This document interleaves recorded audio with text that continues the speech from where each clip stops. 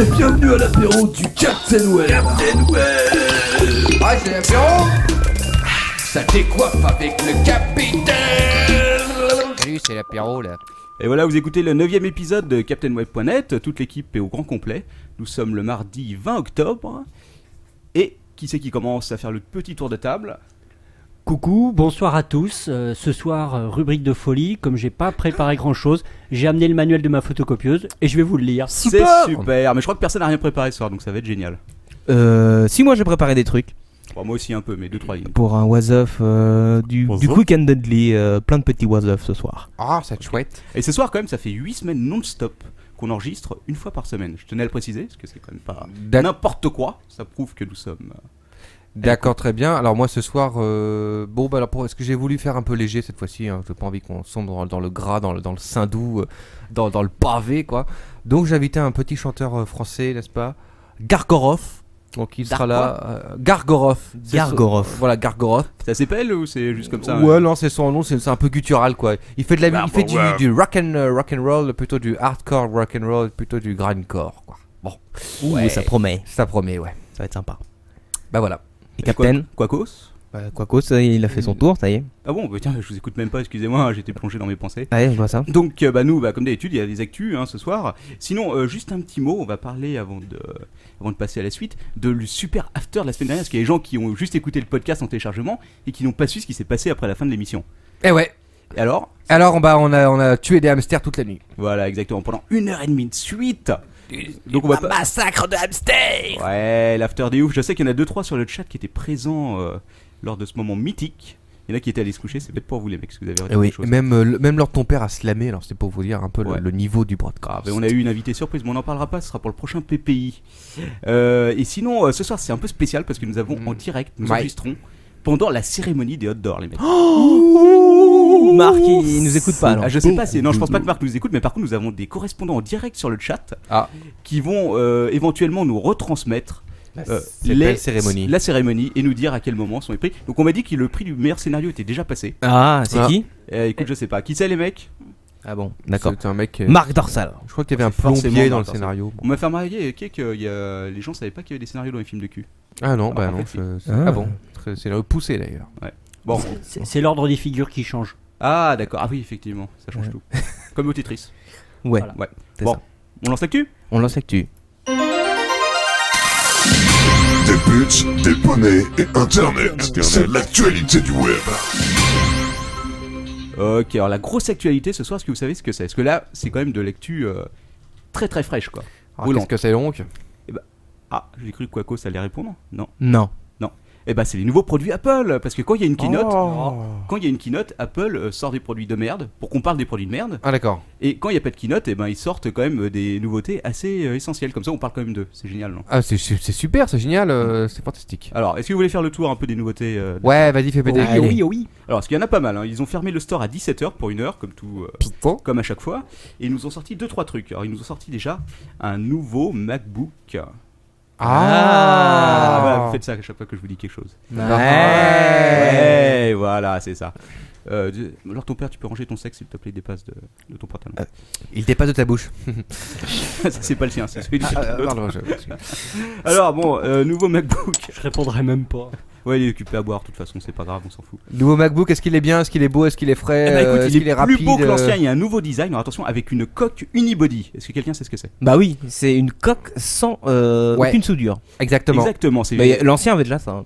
Voilà, sauf que là, apparemment, la coque unibody, j'aurais lu qu'elle était en plastique. L'ancien était pas comme ça. C'est plus de l'aluminium, ça coûte trop cher. C'est fini l'aluminium, maintenant c'est du vieux plastique pourri. Et voilà, et donc la question qui tue, est-ce que l'écran est encore aussi brillant que l'ancien? Ce qui était horrible. Je sais pas, c'est pas précisé. Je sais que c'est un 13,3 pouces. Donc, plus petit. Voilà, donc sinon il y a un bon pros, un Intel Core 2 Duo, toujours, ils sont toujours pas repassés chez Motorola. Ouais. A priori, c'est pas pour tout de suite.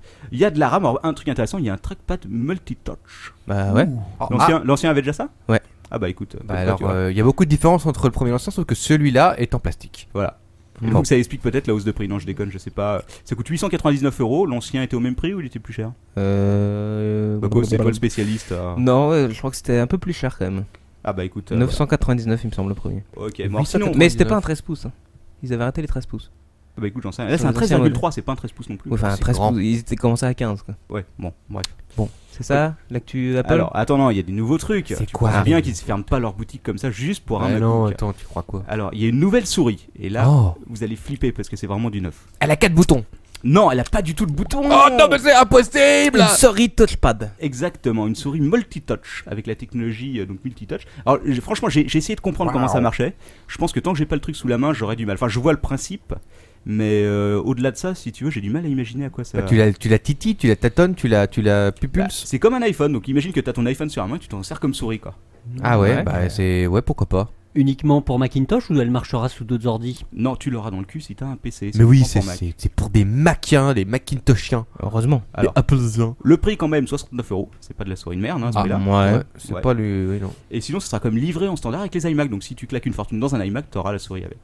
Ils sont classe quand même. Ouais, c'est quand même la grande. Ils sont classe chez Apple. Est-ce qu'il y aura une boule? C'est une souris à boule? Ouais. Oui, alors une boule en plastique, effectivement, unibody, comme le MacBook. Ah bah très bien. Merci Apple. Deux boules sur la souris. Voilà. Mais en Bluetooth. Sur le chat, on nous fait remarquer que ça fonctionne peut-être comme une tablette Wacom, avec la pression. Alors ça, je sais pas pour la pression. Oula, ça va être... ouais, d'accord, peut-être. Du multitouch, il réagit la pression? Si. Je ne sais pas. Faut pas avoir la main lourde. À principe, l'iPhone ne réagit pas à la pression. Bon, de toute façon, on s'en fout. Hein. Si quelqu'un est riche et donc s'achète cette souris, ou s'il peut nous l'envoyer, ou s'il nous l'envoie là, envoyez-nous la souris magique. Alors, par contre, comme on n'a pas d'iMac pour aller avec, s'il peut nous envoyer l'iMac. Non, le MacBook. Et 2000 balles. Un iMac classique. MacBook Pro. Bon, par contre, tiens, en parlant. Et un Mac Mini, qu'est-ce que t'en penses? Rien. Ah, voilà. Parce qu'il y a aussi des nouveaux Mac Mini. Alors attention, c'est le même design, hein, c'est l'espèce de rectangle, le truc qui est ce qu'il est. Ça s'appelle un carré quand les côtés sont égaux. Oui, non, parce que ce n'est pas un carré, monsieur. Dans ce cas-là, j'ai pas dit carré, j'ai parlé de cube. J'ai dit que ce n'était pas un cube. T'as dit que c'était un rectangle. Non, c'est pas grave. Oui, c'est vrai. Il fallait que tu fasses ta connerie du début. Ouais, mais j'ai pas parlé de pono. Il y a des angles droits. On connaît des ponos.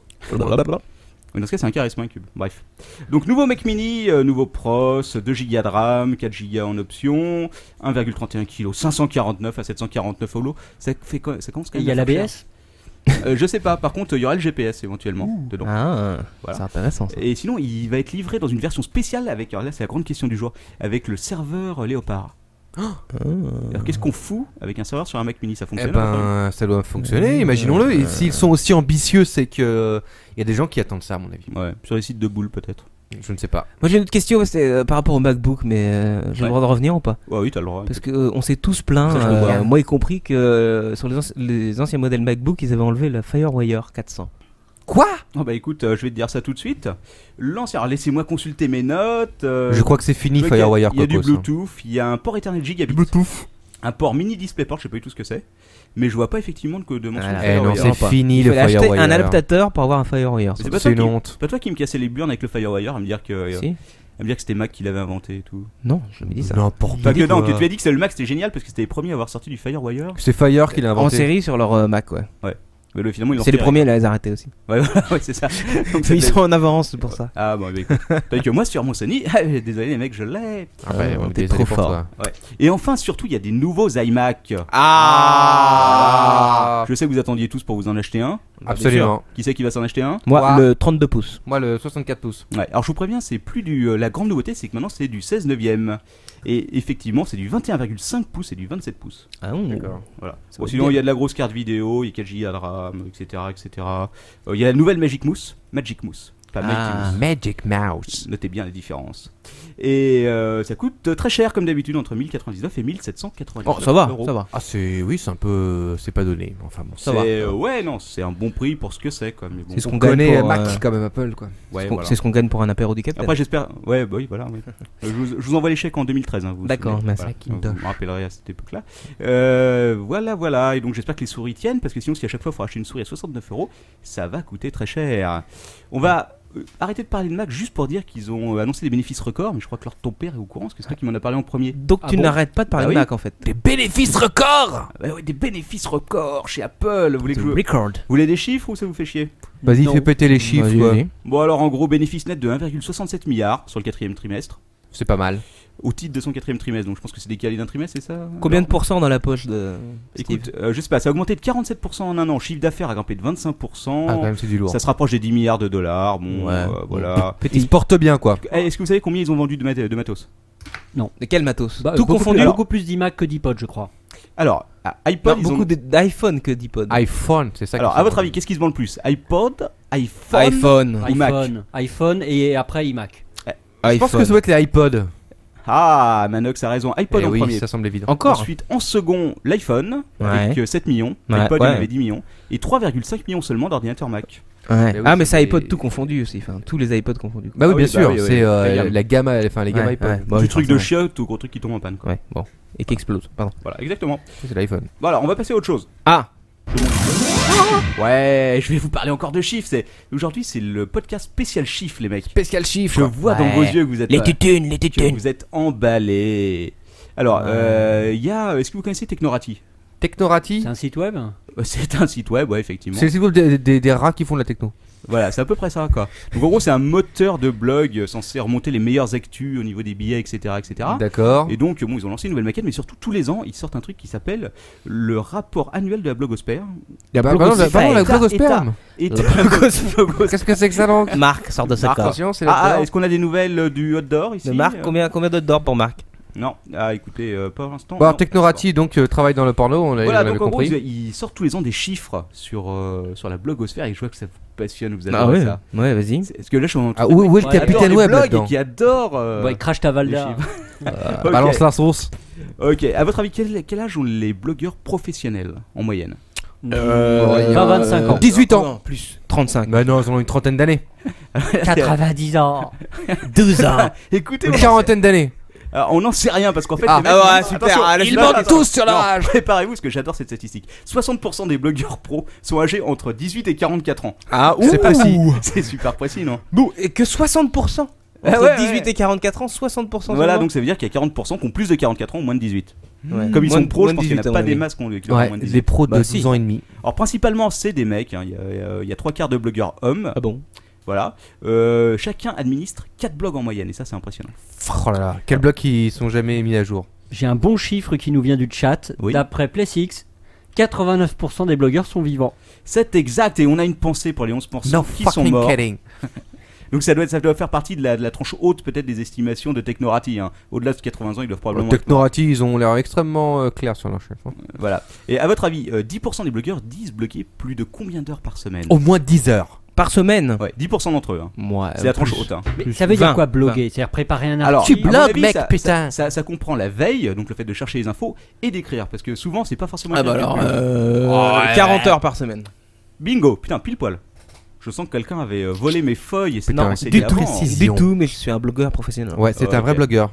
Bon, on va arrêter sur le sujet, je vais vous parler d'autres choses. Encore des chiffres, vous adorez les chiffres. Attends, on n'en peut plus. Un chiffre. C'est une nouvelle news, vas-y, balance le jingle. Je vais vous parler du top 50 des personnalités high-tech qui a été sorti par silicom.com. Ouais. Alors, on va faire un petit jeu. Le premier, qui est le premier? Captain Web. Steve Jobs. Ouais. Bingo. Bingo. Bingo. Il y a pas le... Ah bah non, on n'a pas le jingle de leur ton père. C'est Bilgo. Le second sur la liste des personnalités high-tech. Steve Ballmer.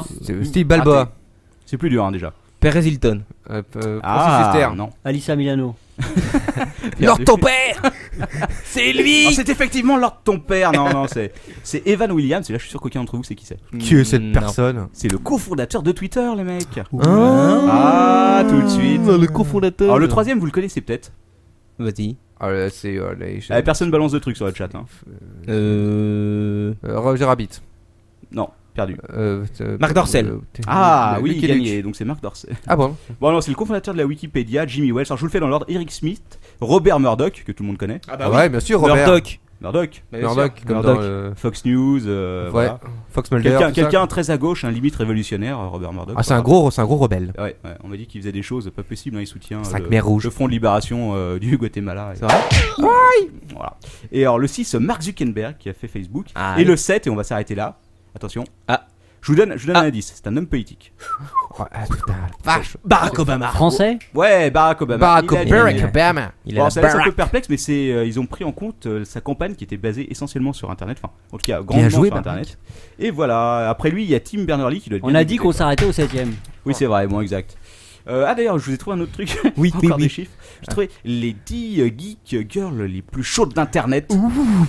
Bon, j'ai pas trouvé. Je le connais pas. Alissa Milano. Non. Lord ton père. Ouais, Lord ton père. C'est la photo de Lord ton père en string qui a effectivement tourné sur le net. Voilà. String bonbon. On n'avait pas dit qu'on filmait pas, là c'est l'enfer quoi. Ici ça sent le fennec quoi. Bah non, ça sent juste le chien. Bon, allez-y. Bon, ok. Vous le trouverez. Le poney plutôt. Le poney aussi, ouais. Bon, vous trouvez le reste sur le site. Hein. Du Quick and Dirty. Allez, Quick and Dirty.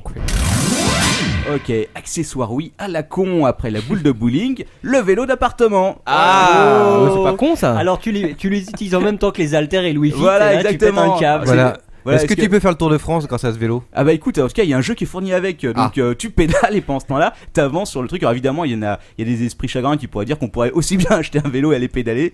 Et est-ce que ça permet à la Wii de tourner sans être branché sur la prise de courant?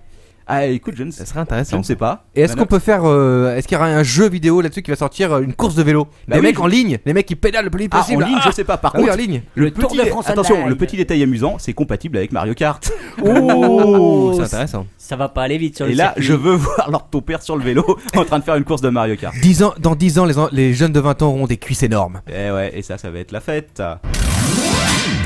Le double slash dans les URL était une erreur. Pourquoi? Qui a dit ça? Qu'est-ce qu'a dit cette chose? C'est le créateur du World Wide Web, Timothy Berners-Lee. En gros, il a dit si j'avais foutu qu'un seul slash, les gens auraient perdu beaucoup moins de temps. C'est une erreur. Oui, pourquoi il a mis 2 slash alors? Il aurait pu en mettre aucun. Il a dit pourquoi j'ai mis 2 slash. En gros, il a dit si on avait fait les choses correctement, il n'y aurait eu qu'un seul slash au lieu de 2, mais apparemment ils avaient codé ça comme des gros bourrins. Donc c'est ça, donc c'est voilà. Ils ont fait une connerie. Donc c'était un peu inévitable aussi. Voilà, exactement. L'Afset, est-ce que quelqu'un connaît l'Afset? Non. Et c'est encore un de ces comment t'appelles ça? Une autorité administrative indépendante. Voilà. Putain, merci Lord. C'est que je sais pas ce qu'on ferait sans toi quoi. Il y a que lui pour trouver des ça trucs peut le pareils. maître Capello de l'apéro. Donc voilà, donc c'était eux qui étaient chargés de rendre un rapport sur les ondes électromagnétiques, les trucs qui partent des grosses antennes qui vous filent des bosses étranges au niveau du cerveau ou un troisième bras dans le dos. Donc voilà, ils confirment l'effet sur le corps humain, c'est pas inoffensif apparemment. Et ça fait quoi? On me dit sur le chat que Lord est trop fort. Et qu'il s'est codé aussi mal que... il y a BuzzPorn sur le chat. Ouais. Salut Buzz. C'est de la merde. Et salut à qui nous a rejoint aussi. On est 47 en ligne les mecs. Encore 3 et le record est battu, vous avez le droit de retweeter. Hein. Bravo. N'hésitez pas à vous connecter avec 3-4 comptes en même temps. Ouais, exactement, avec 10. Donc 5... Voilà. Si Alissa pouvait revenir, ça ferait 48. Ouais, mais ça c'est uniquement après pour ceux qui restent pour l'after. Bon. Il n'y en aura pas ce soir, je vous le cache pas. Donc en gros voilà, ils ont dit les ondes électromagnétiques, c'est mauvais les mecs, vous allez choper probablement des choses pas bien, on sait pas exactement quoi, mais dans le doute, évitez de vous approcher trop près. Bon, c'est pas d'accord. Génial. Donc voilà, ils ont recommandé de développer la recherche et de réduire l'exposition au public. Ouais, bien sûr. Ok, bien sûr. Bon voilà, et puis c'est tout. On va passer la suite. Dans le doute, on évite de traverser aussi. Voilà. Ouais. Je vais vous parler d'une pétition sur Twitter qui concerne le Burger King. Où je le signe. Une ouverture. Voilà. Et quoi? Oui, alors c'est pour le rétablissement du Burger King en France. Mais oui, nous voulons manger du Blue. Parce que tout le monde le sait, tous les geeks le savent, tous les gens qui font de l'informatique, on a besoin de Burger King. Ouais, c'est vital. Et je sais, on a besoin de graisse de qualité. Et on m'a dit que Manox, en 97, quand le Burger King avait fermé en France, avait composé une petite chanson. Tu peux nous en faire juste alors vite fait le refrain parce que je m'en souviens vraiment. Double Whopper for you become a serial killer. Voilà, c'était. Ça chante pas des masses là. Non, ça chante pas des masses, non. Ouais. Donc qui c'est c'est Aude Baron qui est journaliste sur lepost.fr qui a initié la pétition sur Twitter. Donc c'est dans les liens de l'émission, comme d'habitude sur Delicious. Elle est vite signée. Delicious. Burger King s'en bat grave les couilles. Burger King quand même. J'irai signer quand même. Voilà, il faut signer. Rien que pour le principe. Quoi. Voilà, avec les 10 comptes Twitter. Ouais, voilà, exactement. Au moins. Une grosse news. Est-ce que vous savez dans 2 jours ce qui sort? Et je vous cache pas que c'est pas étranger peut-être avec les nouveaux produits Apple. Je ne sais pas, alors ton père il sort peut-être? La décision du Conseil constitutionnel? Non, mais c'est vrai aussi. La décision du Conseil constitutionnel? Windows 7 les mecs. Et le Windows Café. Oui, le Windows Café, mais le Windows Café, je crois que c'est pas un jour après. Enfin bon, on sera tard qu'on n'est pas invité. Windows 7 va sortir. Voilà, alors, le truc marrant, c'est qu'il est déjà piraté en Chine. Il est vendu 2 € là-bas. Non. Ce qui représente à peu près sa valeur, probablement. Mais alors, par contre, il est aussi vendu en France de façon non officielle, mais vendu quand même. Et devinez où, forcément? À Surcouf? Presque. À Fnac, bien sûr.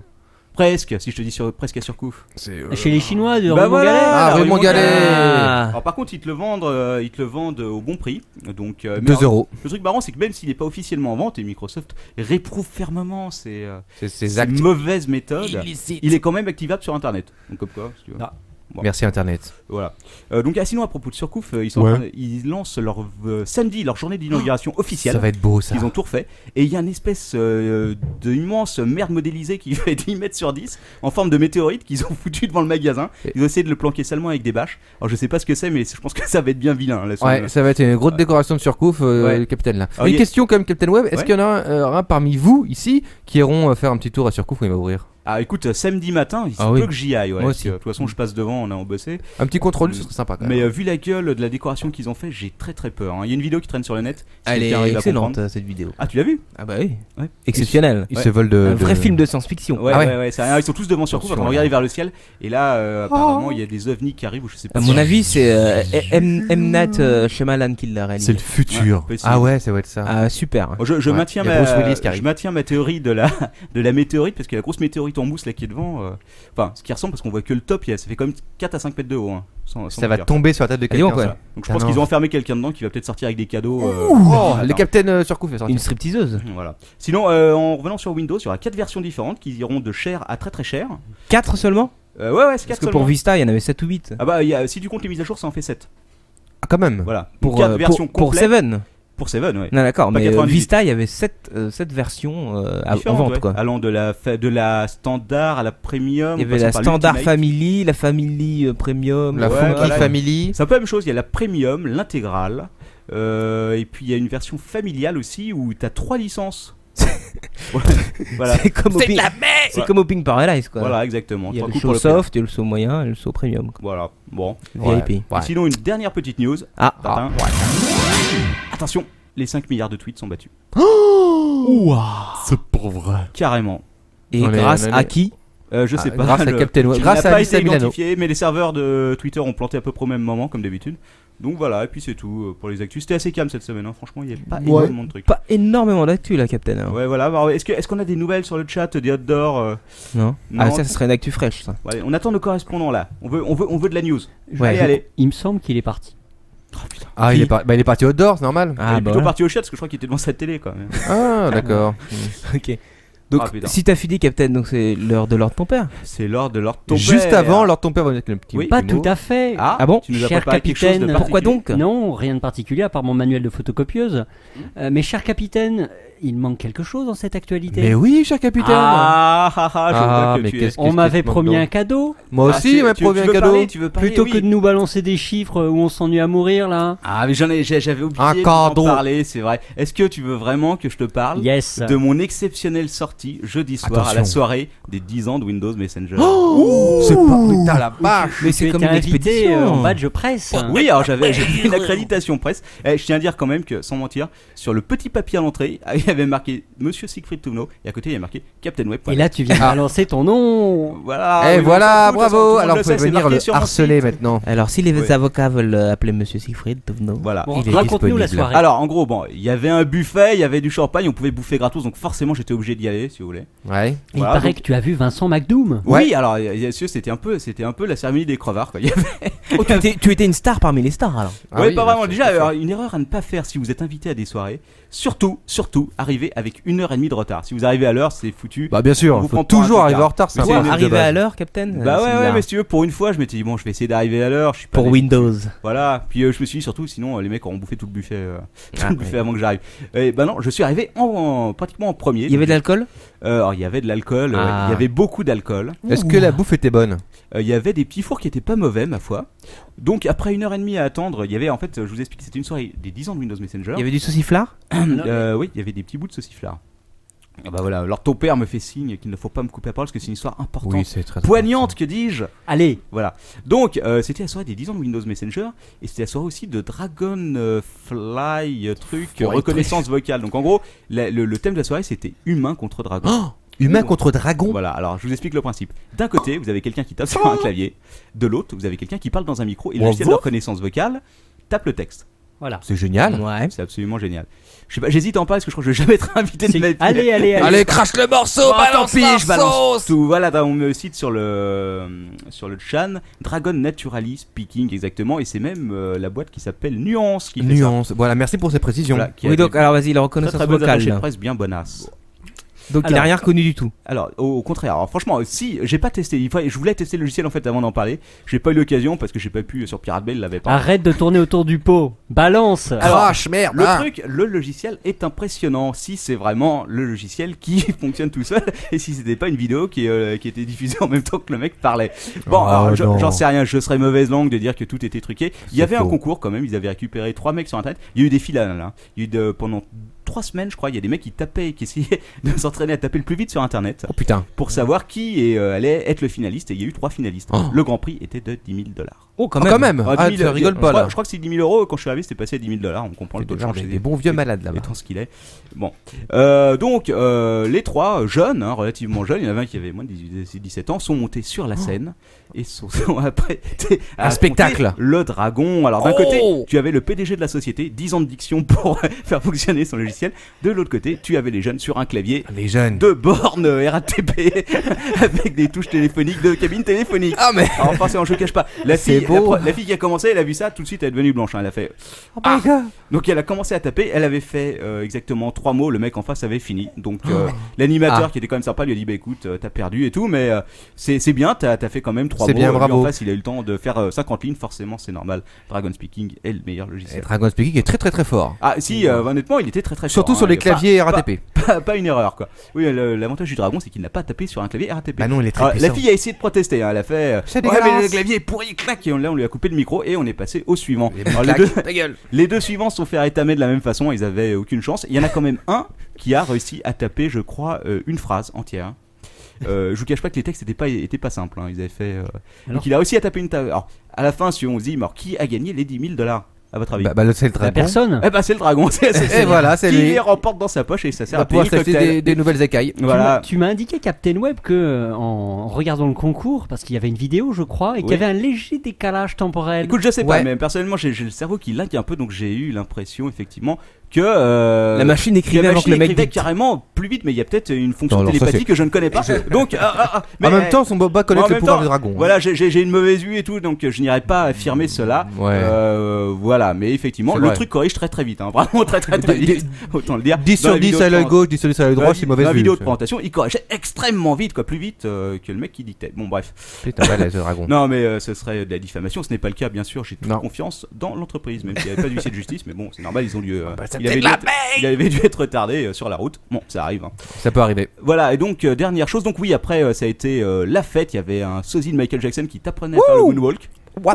Voilà, comme je suis quelqu'un qui aime tester, j'ai envoyé ma femme pour essayer. Effectivement, il t'apprenait à jouer le moonwalk. Voilà. C'est vrai. Et il paraît que tu as vu Greg le millionnaire. Oui, aussi. Alors après, il y avait que des stars. Voilà, après, il y a toutes les stars qui se sont pointées. Il y a eu Greg le millionnaire. Il a fait de moonwalk. C'était une soirée exceptionnelle. Tu m'as même expliqué que tu avais ce jour-là inventé un test pour détecter les podcasteurs.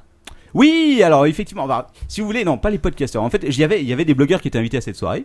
Et effectivement, moi j'ai eu le réflexe de venir avec ma femme parce que je déteste me pointer comme un con et être tout seul à siroter des cocktails. Mais mes collègues, alors je suis pas sûr que c'était des blogueurs parce qu'il y a bien deux trois têtes que je reconnaissais. Mais bon, je suis quelqu'un de timide, je suis pas allé les emmerder. Bah non, faut pas les emmerder celui-là. Donc effectivement, je pense que le test pour détecter un blogueur, c'est le mec tout seul en train de boire une coupe de champagne avec son iPhone à la main et surtout habillé en jean, basket, alors que tous les autres sont en costard. C'est le test. Hein. Moi-même, j'étais aussi habillé comme un clolo. Donc, et avec un verre à la main.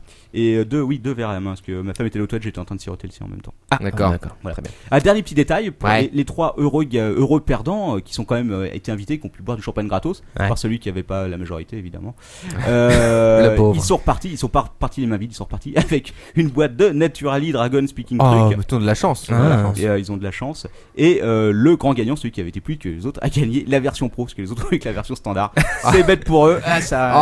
Écoute, c'est ça la vie. Voilà. Il faut être un gagnant, pas un loser. Par contre, sur ce type de produit, c'est quoi la différence entre une version pro et une standard?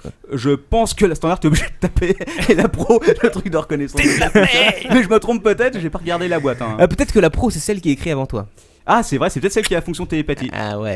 Télépathie. Cool, je demanderai à Priscilla, l'attachée de presse.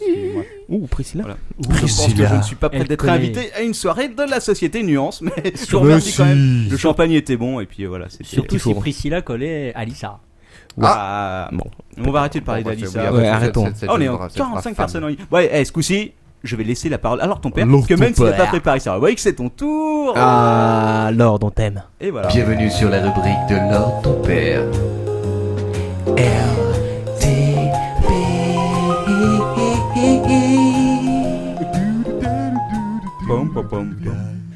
Coucou, rubrique de Lord ton père. Ce soir, je vais vous parler non pas de la documentation de ma photocopieuse, même si c'était très rigolo. Ça m'intéresse parce que j'ai la même que toi et justement, il y a 2-3 fonctions. Non, j'ai le modèle du dessus. Ah, c'est vrai, monsieur. Je tiens à le préciser. Je vais vous parler ce soir de Google Édition, des Google Books et de tous les problèmes que ça soulève. C'est un peu comme une photocopieuse. C'est un peu ça, mais en plus gros et en plus numérique. Mais avant de commencer ce sujet, vous verrez qu'il y a un petit peu touffu. Pas mal de choses à vous dire. Touffu, tu veux dire mal préparé ou touffu, il y a beaucoup de choses à dire. Il y a beaucoup de poils. Il y a beaucoup de poils sur Marc Dorcel. Avant d'entamer ce sujet principal, un petit mot sur l'Adopi. L'Adopi adopté. Eh oui, adopté, ça y est. Adoptons l'Adopi. Ne trichons plus. Adopitié. Vous le savez, il y a une rumeur qui court selon laquelle c'est Lionel Tardy, député de l'UMP, qui a dit sur son Twitter, je crois. D'accord. Ou il tweet. Il tweet aussi, ou à moins que ce soit sur son blog, que selon lui, le Conseil constitutionnel rendrait sa décision jeudi à 17h. Oh, pile poil. Trop sympa. Qu'est-ce qui se passe à 17h10? Il y a la buvette qui ouvre c'est ça, c'est la buvette. Ah d'accord, ça explique alors. Alors avant que la décision arrive, on a impatience. Sachez qu'on a eu d'abord révélé par PC Impact, je crois, le texte du recours du Parti Socialiste. D'accord. Et on a eu il y a quelques jours sur Numérama, qui sont très Numérama, c'est plutôt la Quadrature du Net. Qui a Numérama, tu as dû rebalancer l'info. Voilà, c'est Numérama qui a rebalancé l'info. On a eu le texte des observations du gouvernement en réponse à la saisine du Parti Socialiste. Ah d'accord. Et votre serviteur l'a téléchargé et l'a lu intégralement. Alors, c'est bien ça, merci. T'en prie. Quelles sont les failles? Je préfère ma documentation photocopieuse. Ouais. Alors, je vais pas vous faire une analyse parce que je ne suis pas un brillant constitutionnaliste. C'est pas vrai. Je vais juste relever un argument, une petite pépite que j'ai lue dans les observations du gouvernement et que j'avais envie de commenter avec vous. Commentons. Alors l'un des griefs soulevés par la saisine du Parti Socialiste, c'est en ce qui concerne lorsque l'on a une coupure internet, qu'on a été flashé à haute vitesse sur les réseaux P2P, eh bien on te coupe l'internet, mais sympa, on te laisse payer la facture quand même. Bah oui mon ami. Ah normal, attends, on est où là? Alors le Parti Socialiste s'est ému de cette disposition, a soulevé, c'est pas bien. What the fuck, payer alors qu'on m'a coupé internet? Exactement, rupture de l'égalité devant les citoyens, et surtout, argument, c'est enrichissement sans cause au profit des providers des FAI qui touchent des sous-sous sans fournir de contrepartie économique. Ouais, c'est vrai. Atteinte au contrat. Et là, le gouvernement a des arguments chocs. Attention, chic et choc. Si tu payes pas, c'est la même chose. On s'en fout. Si t'es pas content, c'est la même chose. C'est pareil. C'est un peu un bon résumé. Je vous cite néanmoins les deux arguments du gouvernement. Qui, selon lui, le fait qu'on continue à payer l'abonnement, ça ne pose pas de problème. Bah non, pourquoi? Alors la première, c'est comme d'habitude, ceux qui ont suivi un petit peu les débats sur l'Assemblée nationale via la VOD de l'Assemblée nationale. Quel débat sur l'Adopi numéro 1. Numéro 1, je l'ai suivi. 2, non. 2, j'ai pas eu le temps non plus. C'est le parallèle avec la voiture automobile. Parce qu'on adore faire des comparaisons. C'est important les comparaisons. Alors voici le premier argument d'après le gouvernement. Le fait que tu continues à payer, ça n'est pas une sanction, mais une conséquence indirecte d'une sanction pénale. C'est-à-dire que tu as... Voilà. C'est de ta faute. Comme tu as déconné, c'est à toi d'assumer les conséquences. Exactement. Voilà. T'assumes. Et la petite comparaison qui est dans le texte des observations du gouvernement, ouvrez les guillemets, le conducteur automobile dont le permis de conduire est suspendu, c'est vous dire le niveau... Continue à payer l'assurance. Continue à payer les traites de son véhicule. C'est pas faux. Ça, c'est le premier argument. Deuxième argument, qui est avancé par le gouvernement, qui est la défense du droit de propriété du FAI. C'est clair. C'est ma Freebox, connard. Tu vas continuer à la payer. Je cite, priver l'opérateur de sa rémunération aurait été inconstitutionnel. Bah oui. En effet, s'agissant d'un élément incorporel, le droit à prendre ton pognon, il y aurait atteinte au droit de propriété du FAI. Bien sûr, monsieur.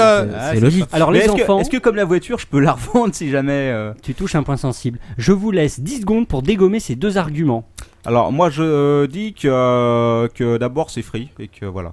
Ça doit être free. Je dis que d'abord ma voiture, je l'ai achetée vite fait chez quelqu'un. Bon, bref, voilà. Moi j'ai volé ma voiture donc je moi c'est ça pareil. D'accord, merci pour les. Rien. C'est un vrai plaisir de t'aider. Merci pour les Ta questions. bagnole. Une pétane de spawn. Non, moi je critiquerai les deux arguments de la manière suivante. Alors attends, il y a quelqu'un qui me dit sur le chat, si ma voiture j'ai fini de payer les traites, je paye pas après. Eh ben il a parfaitement raison. Et voilà. J'ai fait la même analyse que lui, c'est-à-dire que les traites de la voiture automobile, ça correspond à quoi? Ça correspond pas à la possibilité de conduire, ça correspond à la valeur en capital de la bagnole. Autrement dit, t'as le droit de te revendre ta voiture quand tu veux, même si ton permis est suspendu. Bah bien sûr. Donc tu touches tes pépettes. Alors que l'abonnement internet, c'est le prix d'un service. Oui, c'est pas le prix d'un véhicule, c'est pas le prix d'une machine en fait. C'est pas le prix de ton ordinateur. Donc si tu payes plus, tu payes plus. Et voilà, donc l'argument ne tient pas. Si tu as la location de la box. Oui, mais mais tu peux la renvoyer. En fait, l'internet sera tu peux la renvoyer en moyennant 40 € de frais. Oui, mais la location de la box, tu peux plus l'utiliser. Internet sera un peu l'essence de la voiture, quoi. Enfin, Et alors sur le second argument, moi la réponse que je ferais, c'est est-ce que vous avez déjà vu Total engueuler le gouvernement parce que on avait suspendu le permis à un mec et il pouvait plus acheter d'essence à la pompe? Bah bien sûr, j'ai vu ça. On voit ça tous les jours. Écoute, non, mais c'est vrai que tu touches un point sensible, effectivement. Ouais. Et enfin, on peut retourner l'argument du gouvernement parce que certains internautes qui se voient suspendus l'accès à Internet avaient des abonnements à certains sites web. Par exemple à Le Monde, ils payent un abonnement, etc. Et donc indirectement, le gouvernement, en suspendant l'abonnement, eh bien, il porte bien atteinte à la valeur des droits incorporels, des sites auxquels on peut accéder via l'internet. Je suis pas d'accord. Il est pas d'accord, Rocos. Je suis pas d'accord. Pourquoi donc? Bah tu peux aller dans un cybercafé. Voilà. C'est vrai. C'est parce que t'as perdu ton permis que tu peux pas prendre un taxi. Absolument, monsieur, que tu peux pas prendre aller dans la voiture d'un pote. Ou le métro ou le vélo. Tu prends ton métro, tu vas à Gare de Lyon dans un cyber. T'as peut-être un iPhone sur les sites de cul. Voilà. C'est pas mal, bonne réponse. Bah oui, monsieur. Et oui, monsieur. Les voitures, les Vélib. Voilà. Les 4 roues motrices. C'est vrai. Et bah sur K2000. Non, le Parti Socialiste a raison, n'empêche, il faut quand même le préciser. C'est un peu comme si j'étais webmaster et je prenais 40 000 € pour créer un site internet qu'on enlevait au bout de 2 jours, je rends pas le pognon, quoi. Ouais, voilà. Mais en tout cas, c'est vrai que comparer une bagnole à un ordinateur, bravo les champions, j'ai envie de dire, quoi. Oui. Comparaison n'est pas raison. On passe à la suite. Ouais. On passe à la suite avec le nouveau jingle. Je ne suis pas responsable. Oh, je vois que Lord ton père est en train de s'élever dans les airs, tel un flamant rose.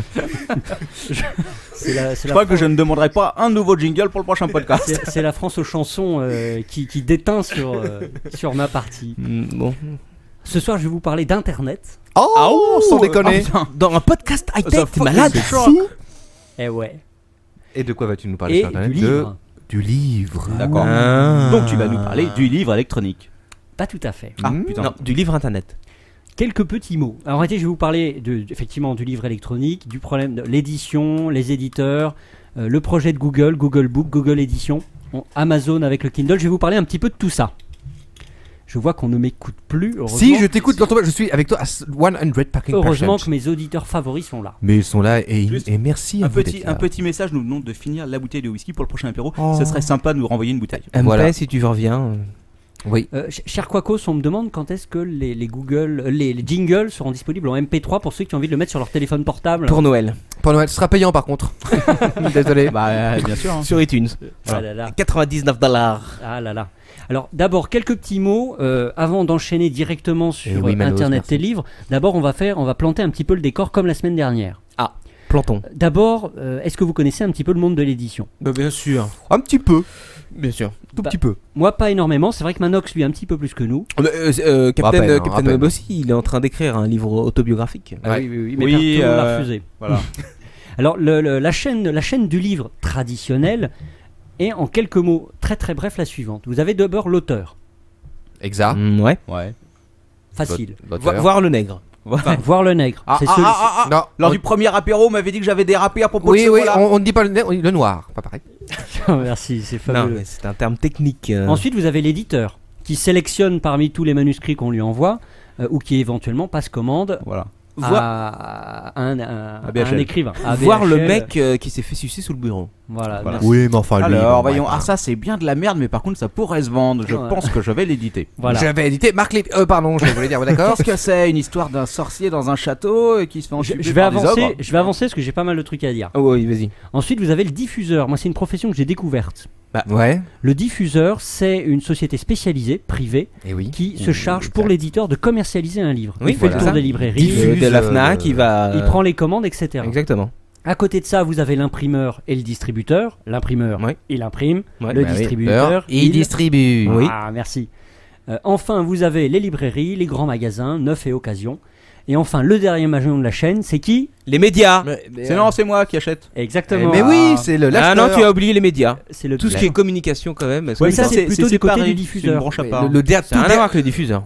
Tu as raison, mais en tout cas, effectivement, les médias aussi rentrent dans la partie. Oui, mais rentrent dans la partie en tant que client, quoi, j'allais dire. Non, tu parles. Non, côté pub. Ils sont pas clients, côté pub, mais ils sont. Enfin, bref. Voilà. On ferme la parenthèse. Je vous ai présenté la chaîne classique de l'édition. Point rajouté, important sur les pays d'Europe continentale, les roast beef bien évidemment, et les Américains n'appliquent pas le système, le prix unique du livre. Les roast beef, pardon, d'accord. La loi Langue. La loi Langue, exactement. Et la loi Langue, elle dit quoi? Qu'est-ce qu'elle dit? C'est que c'est l'éditeur. L'éditeur fixe le prix du livre. Et t'as pas le droit de faire des ristournes dessus. Exactement. Il y a une marge de 5% qui est tolérée. Voilà. La FNAC. Et ça a été d'ailleurs le grand copain. D'ailleurs, Édouard Leclerc était tout à fait contre. Bah oui, normal. Il a jamais été contre. Et la ristourne de 5% sur le jambon, je le demande. Eh oui, mais quand est-ce que Mais t'as eu la baisse de la TVA, champion? C'est un produit de première nécessité. Bah oui, tu vas arrêter de te plaindre. J'ai pas senti des masses la baisse de la TVA quand je vais au resto quand même. Bref. Alors sachez que il y a une exception à ce principe du prix unique. Ouais. C'est dans les relations intracommunautaires. C'est-à-dire que si l'éditeur est en Allemagne et qui vend son livre en France, il n'est pas soumis à la règle du prix unique. Parce que l'Union Européenne, libre concurrence, etc. Donc un livre allemand, il pourrait être vendu à n'importe quel prix. En tout cas, non, il ne pourrait pas être vendu à n'importe quel prix, mais c'est que l'éditeur n'a pas besoin de fixer le prix qui s'impose au libraire. Oui. C'est pas grave. Le prix unique, rien à voir avec. Attendez, rien à voir avec le prix unique, le grand magasin, on est d'accord. Rien à voir. Non, pas mais il est mort depuis 15 ans, ce magasin. Voilà, ça c'était un peu pour vous camper la situation. Ouais. Chaîne traditionnelle du livre avec tout un tas d'intervenants, existence de librairie et prix unique du livre. Et voilà. Prix unique du livre qui est là aussi pour s'assurer qu'il y ait. Comme il n'y a pas de concurrence au niveau du prix de vente, il ne peut pas y avoir les petits libraires qui disparaissent, etc. C'est un petit peu l'objectif qui est derrière. Oui. Ouais. Bon, on va pas débattre là-dessus quand même. Oui, non, c'est un petit peu plus compliqué que ça. Mais voilà essentiellement ce que c'est. Je fais des gros schémas pour parler ça de la loi Langue. Et puis c'est précis quand même, mais bon. Voilà. Donc tiens, juste un petit message. Le Manos, salopard, tu es prié de ne pas prendre des tweet pics de moi pour les balancer pendant que je suis en train de boire mon whisky, merci.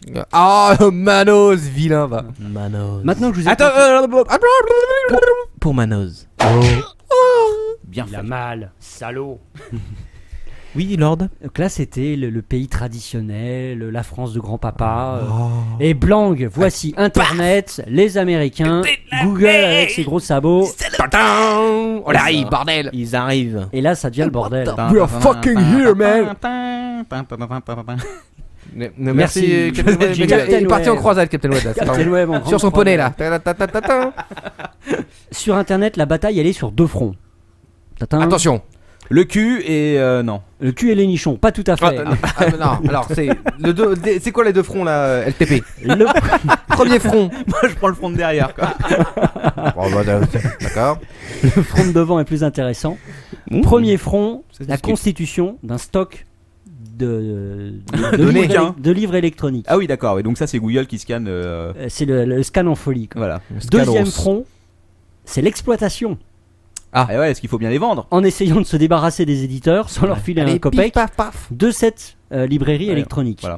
Mais attends, on a beaucoup aimé les chiffres. Est-ce que tu as les chiffres du nombre de feuilles scannées par Google par jour? Beaucoup. Alors par jour je n'ai pas. Par contre j'ai le nombre précis, le nombre approximatif de livres qu'ils ont scannés. C'est-à-dire On va parler du premier front. Le scannage en folie. Voilà. Scannage en folie. Voilà. Donc si j'ai bien compris, c'est 1 million de Chinois qui tournent les pages avec un autre Chinois qui une fois sur Google Book, j'ai vu un livre, je faisais des recherches personnellement, il y avait la main. Ouais. Il y avait la main sur le... Non, mais faut arrêter, merde, Google. Un peu de décence quand même, on parle de littérature, là, on parle de livres. Non, je suis témoin. Alors ton père m'a montré, en même temps c'était un livre de droit obscur qui avait été écrit au 17e siècle. Mais c'est pas une raison pour avoir une main de... il y avait un doigt qui était bien du 20e siècle sur le... D'accord, j'ai trouvé aussi des capsules de crocs. On a pris l'empreinte digitale, on recherche toujours le mec qui est responsable de cette ignominie. Surtout que c'était juste sur le passage qui m'intéressait, quoi. C'est pas de chance. Il avait une grosse main. Ouais. Elle était même poilue. C'est vous dire combien de livres il a maté sur Google Book pour trouver les infos qui l'intéressaient, quoi. Pour trouver celle avec les doigts, quoi. Alors on va d'abord vous montrer qui sont les poids lourds sur internet du scannage. Alors vas-y, dis-nous. Avant de parler de Google. Le poids lourd. D'abord, je vais commencer. Non, il est à l'Assemblée nationale. Ah merde, excuse-moi. D'abord, on va commencer par du très lourd. Ah. Le top du top de la numérisation publique. Amazon, Google. Non, public. Non,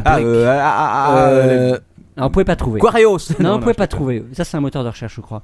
Vous pouvez pas trouver. Pourquoi ? Je vais vous parler, et moi je l'avais loupé. Sincèrement, j'avais loupé cette institution. Vous savez que l'Organisation des Nations Unies a sa propre officine de bibliothèque universelle. Et ça s'appelle très simplement la Bibliothèque numérique mondiale. Et ben voilà. Et ben ils ont mis le paquet. Paf. la BNM.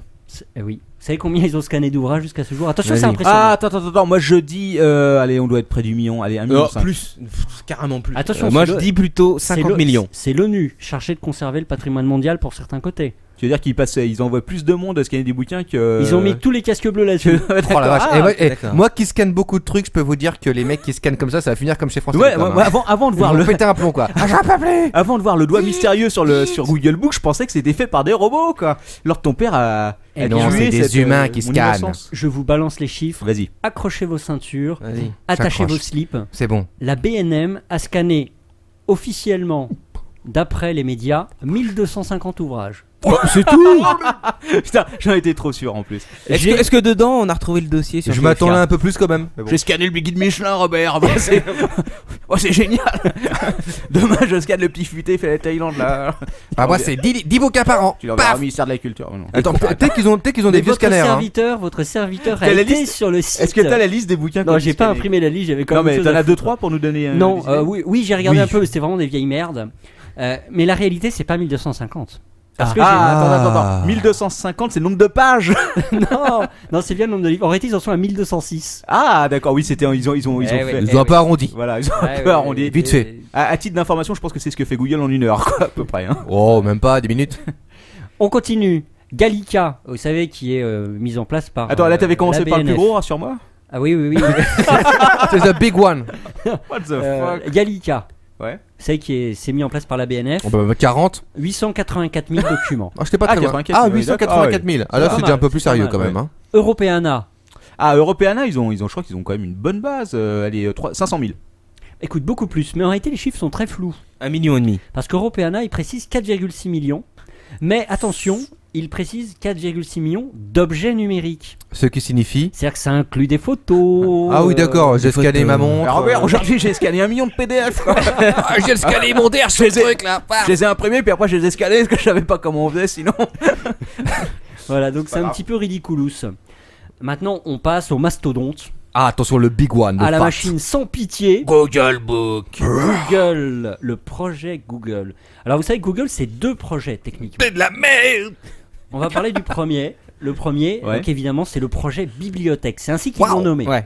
C'est Google Ça semble Livre. logique. L'Alexandrie. Alors, ils scannent comme des malades. Ça fait plusieurs années. Ils sont au taquet, ils en peuvent plus. Ils scannent. Ils sont à fond, scannent. Sachez qu'ils en sont aujourd'hui, selon eux, à 7 millions de livres dans la bibliothèque numérique. Putain. Oh, putain, bah alors après les tweetos, vous allez voir les scanos. Hein. Et voilà. Ça vous additionnez tous les précédents et c'est même pas la moitié de Google Book.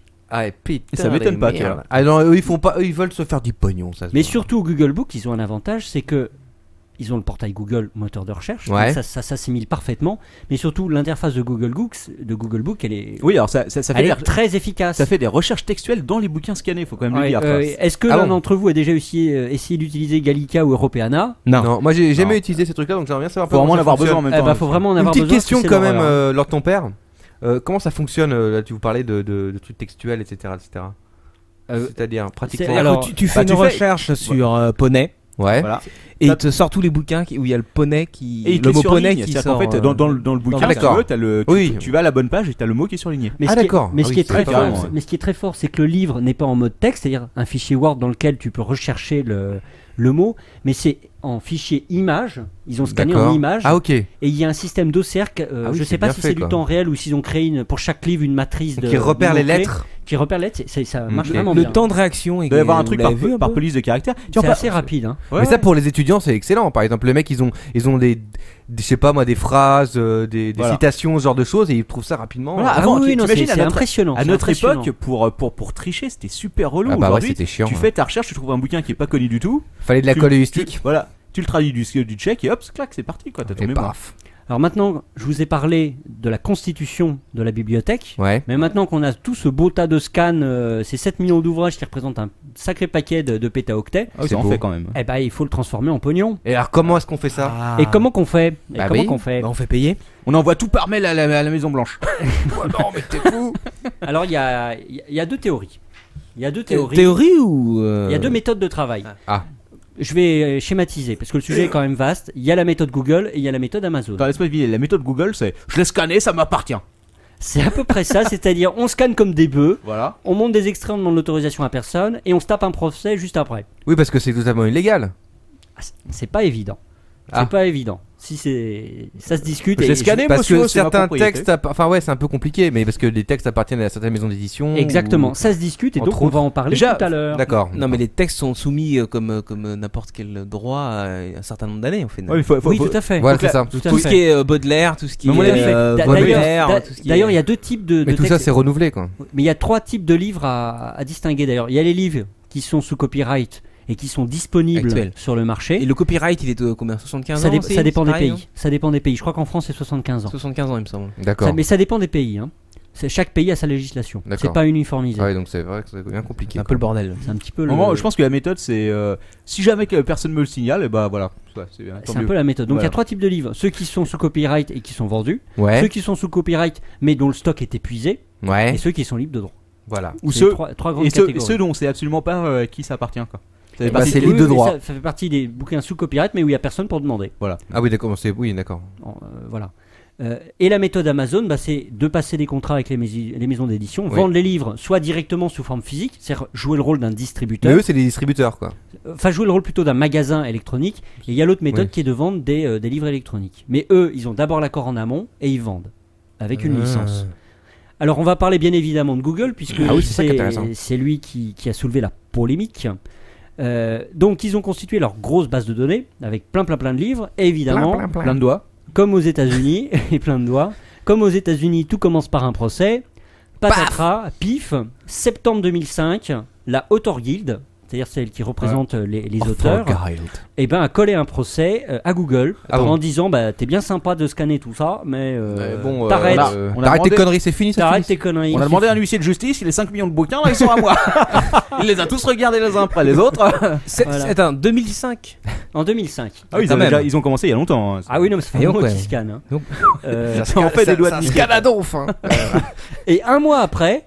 Ils se sont tapés aussi l'association des éditeurs américains qui s'est dit nous aussi on va mettre le paquet. Allez tiens. Et donc on sort la vaseline, allez on y va. Et donc les éditeurs américains ils disaient t'es sympa mais t'as pas l'autorisation pour scanner tout ça. Donc ils ont demandé à la justice américaine de déclarer que le moteur de recherche n'avait pas le droit de scanner et de l'empêcher à continuer parce que ils ont pas payé. C'est pas bien. C'est pas bien. Mal. Alors, ils ont pas dit un truc du genre mais monsieur c'est une copie privée et tout tant qu'on le met pas en ligne. Ils ont un peu tenté cet argument. Ils ont dû tout tenter. Alors je suis pas spécialiste de l'affaire mais ils ont un petit peu tenté l'argument en disant que c'était des extraits. Ouais bah oui. Alors mais vous êtes extrait tu dois quand même payer. Par exemple en France t'as le droit de citation. Ouais. Citation c'est pas extrait. On me signale. Alors oui, c'est ça. Mais alors il faudrait faire la distinction un petit peu. Au niveau édition, je sais pas trop, mais au niveau musical, tu passes 3 notes d'un morceau, tu dois payer. Ah oui, mais on parle de trucs qu'on lit, mais on parle pas de conneries. On me signale sur le chat que Google donc empochera 55% des profits du prix du livre, et surtout qu'ils ont apparemment déjà signé 38 partenariats dont 9 000 en Europe. Non, alors il y a une confusion. Attention, petite confusion là sur le. Tu confuses. Écoute, je cite. Alors petite confusion parce que ça c'est Google Édition, c'est-à-dire qu'ils proposent à aux éditeurs de passer un contrat avec eux et de vendre leurs livres via leur nouvelle plateforme qui va arriver l'année prochaine. Et eux garderont 55% des pépettes. Mais, et là, je vais vous parler de l'accord qui est intervenu suite au procès avec les auteurs et les éditeurs, où là, le partage des recettes, c'est 1/3, 2/3. 1/3 pour Google, 2/3 pour les éditeurs. Donc il y a deux choses bien différentes. Alors l'accord qui est intervenu, il est très récent, on en parle encore. Et d'ailleurs, il doit être entériné par la justice américaine en novembre prochain. Donc, chez Captain Web, on est en avance. On suivra l'actualité. Non, on n'est pas en avance, on suivra l'actualité. On est in. Alors, un accord est intervenu, et donc il a été négocié pendant toute l'année 2009. Un accord est intervenu entre les éditeurs et les auteurs américains. Donc, ça concerne les États-Unis. Je vous parle des États-Unis. The United States of America. Ça, c'est la première chose. Et il ne concerne que les ouvrages qui sont numérisés avant le 5 janvier 2009. C'est l'accord, c'est comme ça. D'accord. Ouais. Google doit sortir son chéquier. Paf, faire un gros chèque. Il y a combien de zéros après? Et ben vous allez me dire si vous trouvez ça beaucoup. 125 millions de dollars. Ça va. Ça me semble très peu pour Google, quoi. Bah c'est aussi ce que je me suis fait comme remarque. Ça fait un peu cadeau, quoi. Moi, Ils ont signé sans négocier. C'est un peu cadeau pour Google à mon Alors avis. après, donc, Élément de comparaison, savez-vous quelle est la trésorerie au 31 décembre 2008 de Google? 15 milliards 15, oui. Ouais. 15 milliards de dollars. Oui, c'est un petit peu raisonnable. C'est de l'argent de poche, quoi. Alors moi, les auditeurs et les éditeurs qui ont écoute, tu peux nous filer 125 millions de dollars. S'il te plaît. Tiens, voilà, va t'acheter des Tiens, allez. On me demande sur le chat si PPI est scanné par Google. Ils ont refusé. Il me semble que oui. Par contre, j'ai reçu une lettre de l'ONU. Ah. Ils sont intéressés. C'est vrai. Ouais. Surtout en ce qui concerne certaines rubriques. La rubrique finale de Quacros. Voilà. Avec des fesses de tous les côtés. On dit des morceaux de chair. Alors les autres éléments de l'accord, Google s'est engagé à créer ce qu'ils appellent un registre de droits sur les livres. C'est une sorte d'organisme indépendant qui est chargé d'identifier les ayants droit pour leur filer des sous-sous. Alors je vais vous résumer un petit peu l'accord, parce qu'il est extrêmement compliqué, mais je donnerai à Captain Web des liens où il y a un résumé de l'accord que vous pouvez consulter. On m'a dit ça il y a 3 semaines, j'ai toujours rien reçu. Oui, ça arrive, ça vient. Alors en contrepartie, les éditeurs et les auteurs ils renoncent à poursuivre Google et ils autorisent à continuer le grand scannage magique.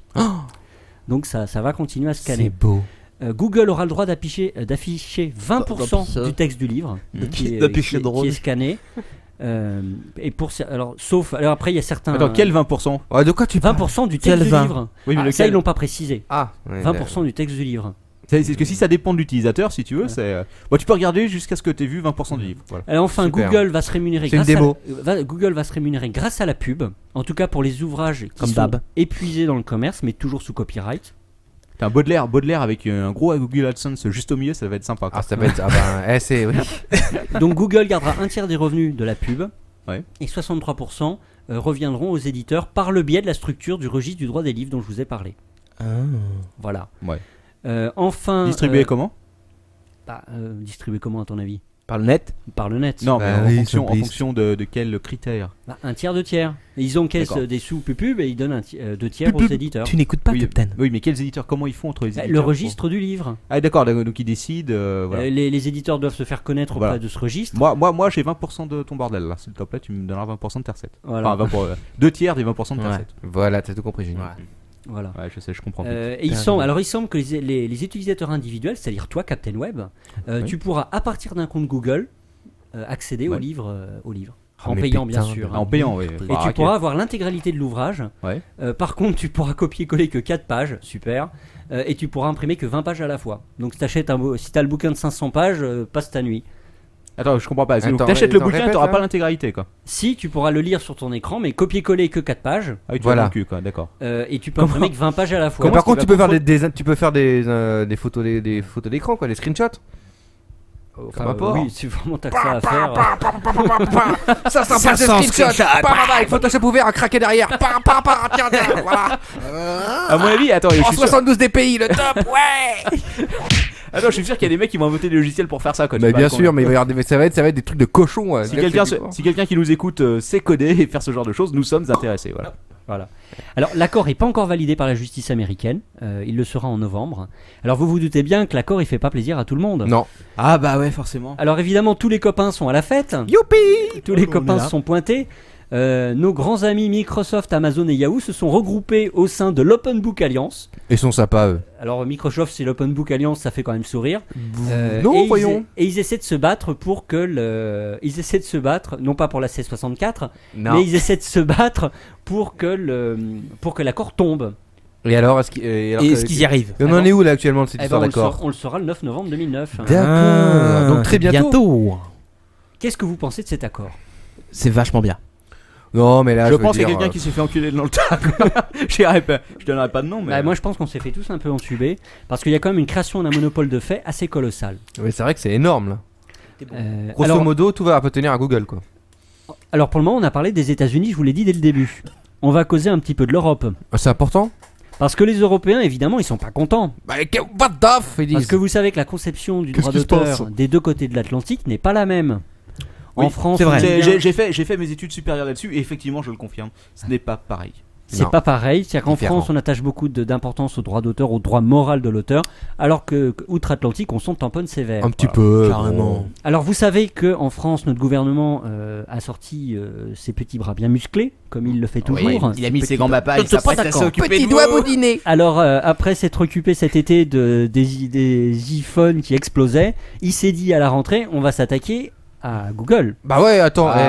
Déclaration du 8 septembre 2009 du ministère. La France veut garantir le respect du droit d'auteur.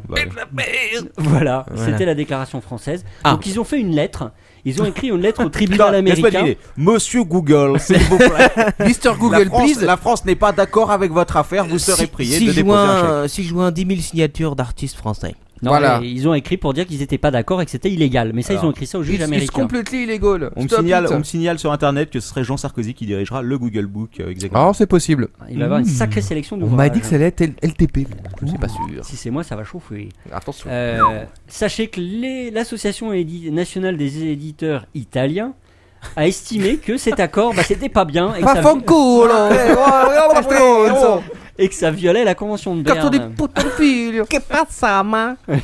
Alors la Commission européenne non plus, n'est pas hyper contente, mais elle a une position très ambiguë. Elle est en train actuellement elle reçoit les représentants de Google pour discuter de tout ça. 50% de nos pays ne sont pas contents. Ça suffit maintenant. Mais la Commission fait quand même remarquer qu'elle n'est pas totalement opposée à des partenariats publics-privés comme avec des sociétés Google, compte tenu des coûts de la numérisation. Faut bien s'arranger, quoi. Position un peu ambiguë. Oui, comme Marc Dorcel les aime bien. Voilà. Les éditeurs français, ils ont carrément fait un procès à Google. Ouais, allons-y. On y va, allez, paf. Et ils réclament des millions. Ouais, au moins 2 millions d'euros. Et ils disent que c'est pas bien, violation de marque, agissement parasitaire. Et un jugement va être rendu le 18 décembre par le tribunal de première instance. Donc tout ça va se faire très vite quand même, la 9 novembre, 18 décembre. Donc oui, la fin de l'année sera palpitante en matière de bouquins électroniques. Ouais. À suivre, sérieusement. À suivre donc cette affaire. Alors Google a quand même répondu à nos amis européens pour...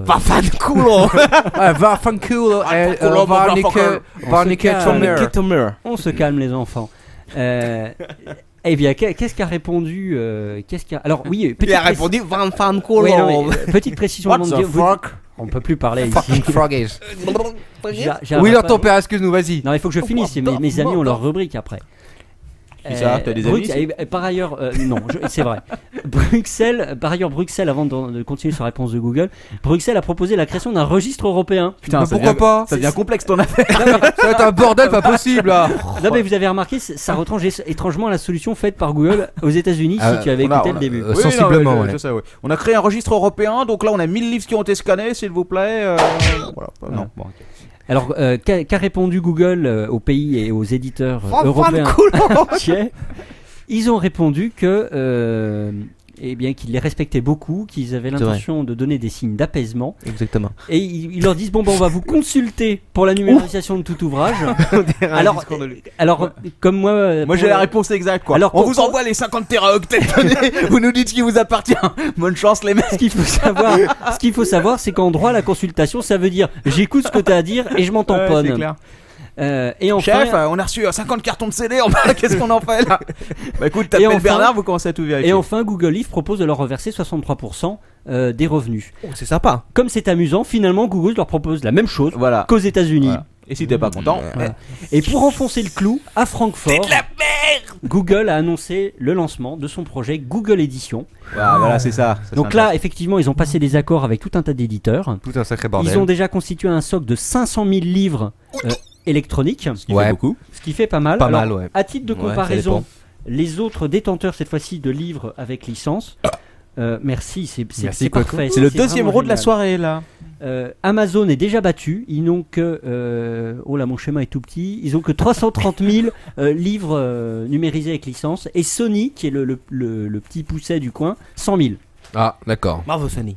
Donc voilà le projet Google Édition, et ça risque peut-être de faire bobo, et ça va voir le jour en juin 2010. Ça transforme quand même un petit peu pas mal de choses très rapidement. Et donc effectivement ils ont signé 30 000 partenariats, dont 9 000 en Europe. C'est ce qui était dit tout à l'heure sur le chat. Parce qu'effectivement ce que disait tout à l'heure Captain Web, dans le temps, il y a pas si longtemps, il y a quoi, une dizaine d'années, eh ben, on allait à la bibliothèque recueillir des ouvrages, regarder les livres, n'est-ce pas, avec sa petite carte de CDI, on allait ma carte de bibliothèque en chuchotant. Oui, attention, je cherche un bouquin. Là, tu es là sur internet comme un porc, screenshot et bon, bah attends, personnellement, j'éviterais d'envisager une formation de bibliothécaire dans les prochaines années, je tiens à le dire. Alors on va continuer sur la chaîne du livre, parce que maintenant qu'on a parlé du stock des livres numériques, on va passer au vif du sujet. Fais-moi la bibine. Si ça vous plaît pas, vous le dites. C'est très bon, c'est très bien. Maintenant qu'on a le stock de livres numériques, qu'on a Google qui scanne à mort et qui vend ça, il faut bien le lire quelque part. Voilà, alors moi ce que je disais, justement, je peux en parler Non. Tu le finiras tout à l'heure, parce que je pense que tu vas raconter des âneries. Sûrement, ouais. Vas-y, leur ton Alors père. vous avez plusieurs solutions pour lire votre livre, soit sur le PC de votre ordi, sur l'écran de votre ordi avec la solution de Manox, c'est-à-dire screenshot. Donc ça c'est pas terrible. Vous avez en BMP. Le e-book, on va en causer deux mots. Ouais. Un e-book Non, un e-book. Et le smartphone. Le iPhone, enfin les HTC Magic, etc. Alors on va aller très vite. Les smartphones, vous savez ce que c'est? J'en dis pas plus. Oui. Un livre sur un iPhone. Un PC, vous avez tout ça à la maison. Moi j'ai un Mac, ouais. Les livres électroniques, il y a évidemment le Kindle. Le Kindle. Kindle. 60% du marché. Ah, important quand même. Américain, parce que pour l'instant il sort en France. Oui, je sais. Marché américain.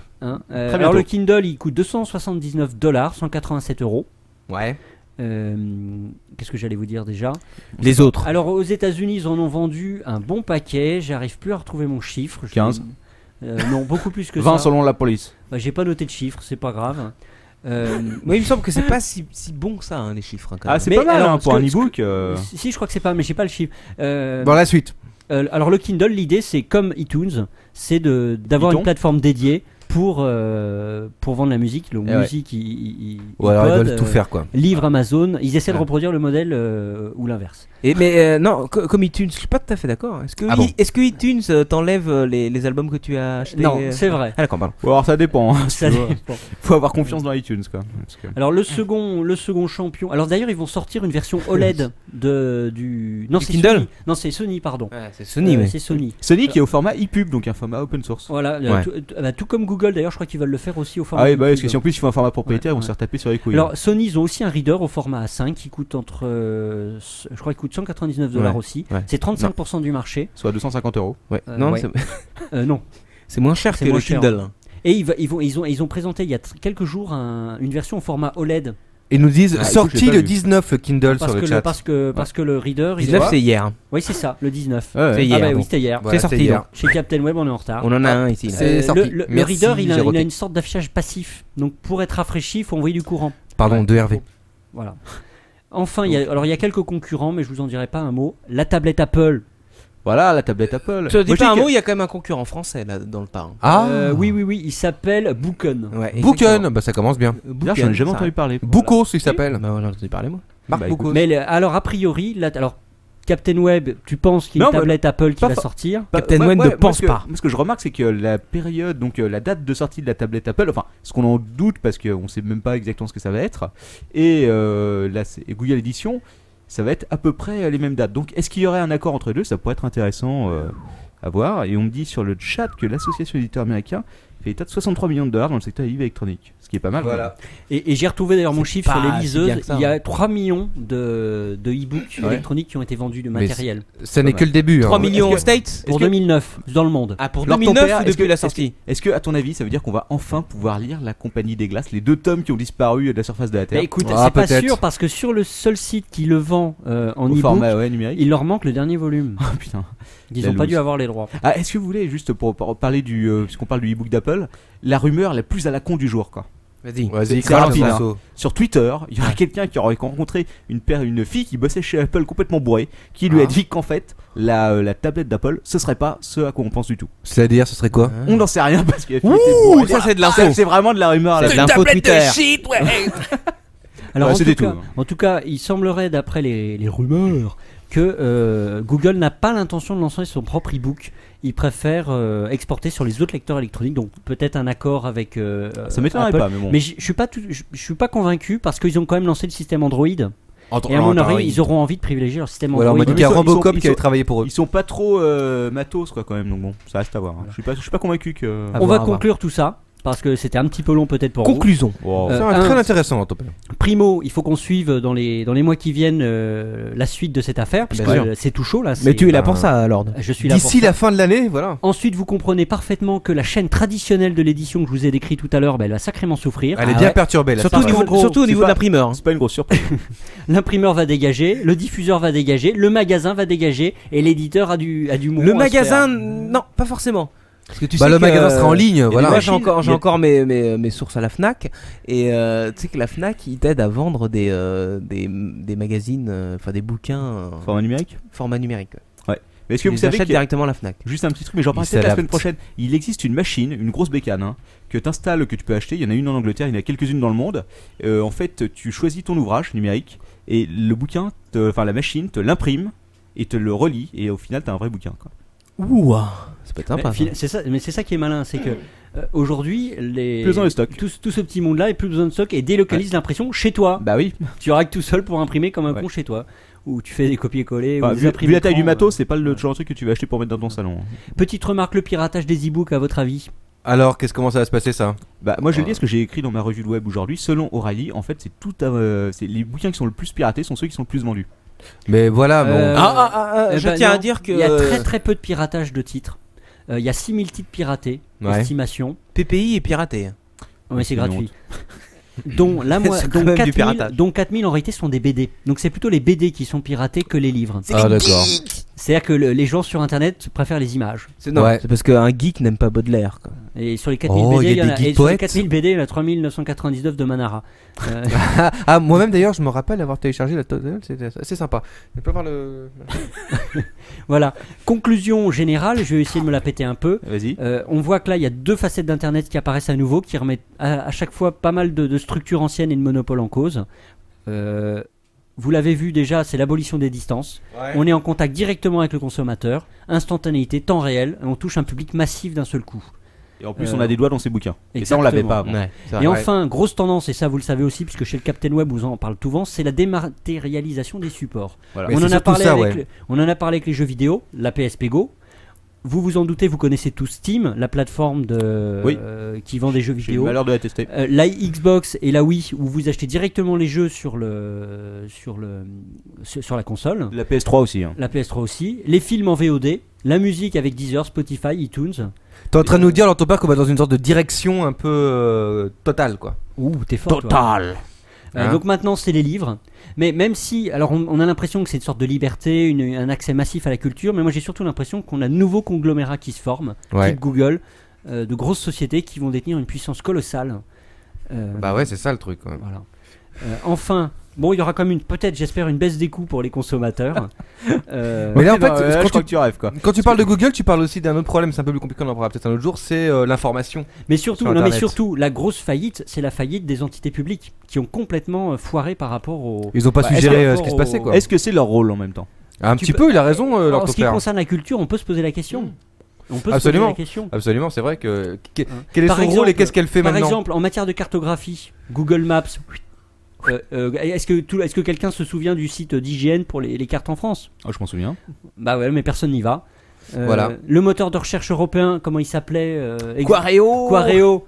Bah, ils ont foiré aussi. Le moteur fantôme. Ils ont foiré aussi. Dans 6 mois, on vous donne une version. Ça, c'était en 2001. On a pas entendu parler depuis. Les bibliothèques numériques nationales ou européennes, foirées. Foiré. Les SACEM et autres n'ont pas été capables de mettre en place des sites de musique en ligne. Foiré. Ils se sont fait avoir. Donc, tout ce qu'essaient de faire actuellement les gouvernements, c'est d'essayer de contrôler un petit peu le net via des entités comme l'Adopi, l'Argel, etc. Mais ça va pas durer longtemps. Donc je vais terminer cette petite rubrique un peu longue et un petit peu aride en vous disant que heureusement que tu as dit que tu n'avais pas préparé parce que sinon finalement, est-ce que les Chinois n'ont pas tout compris? Ah, mais peut-être bien qu'ils ont compris qu'il y avait un petit marché à faire là-dessus et qu'il fallait en profiter, que c'était le moment, quoi. Parce que il y a à mon avis un aspect négatif, c'est que les Chinois ils contrôlent les internautes.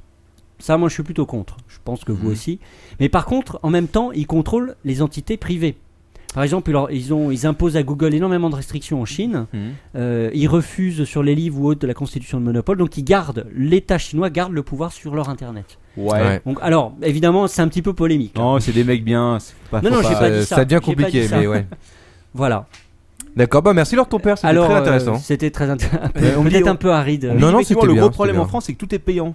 Ah oui, oui, voilà, mais c'est enfin, ça. pour terminer, le conseil de lecture de LTP. Attention, les gens. De la semaine.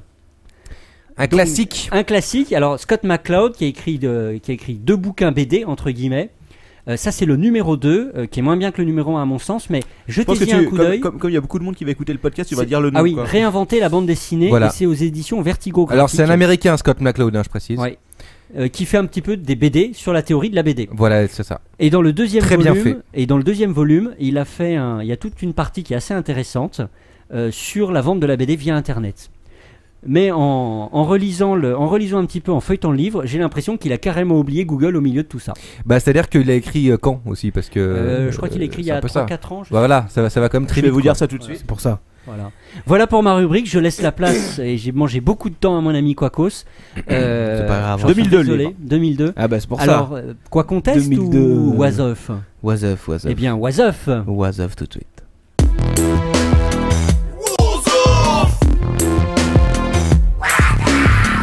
What the mother?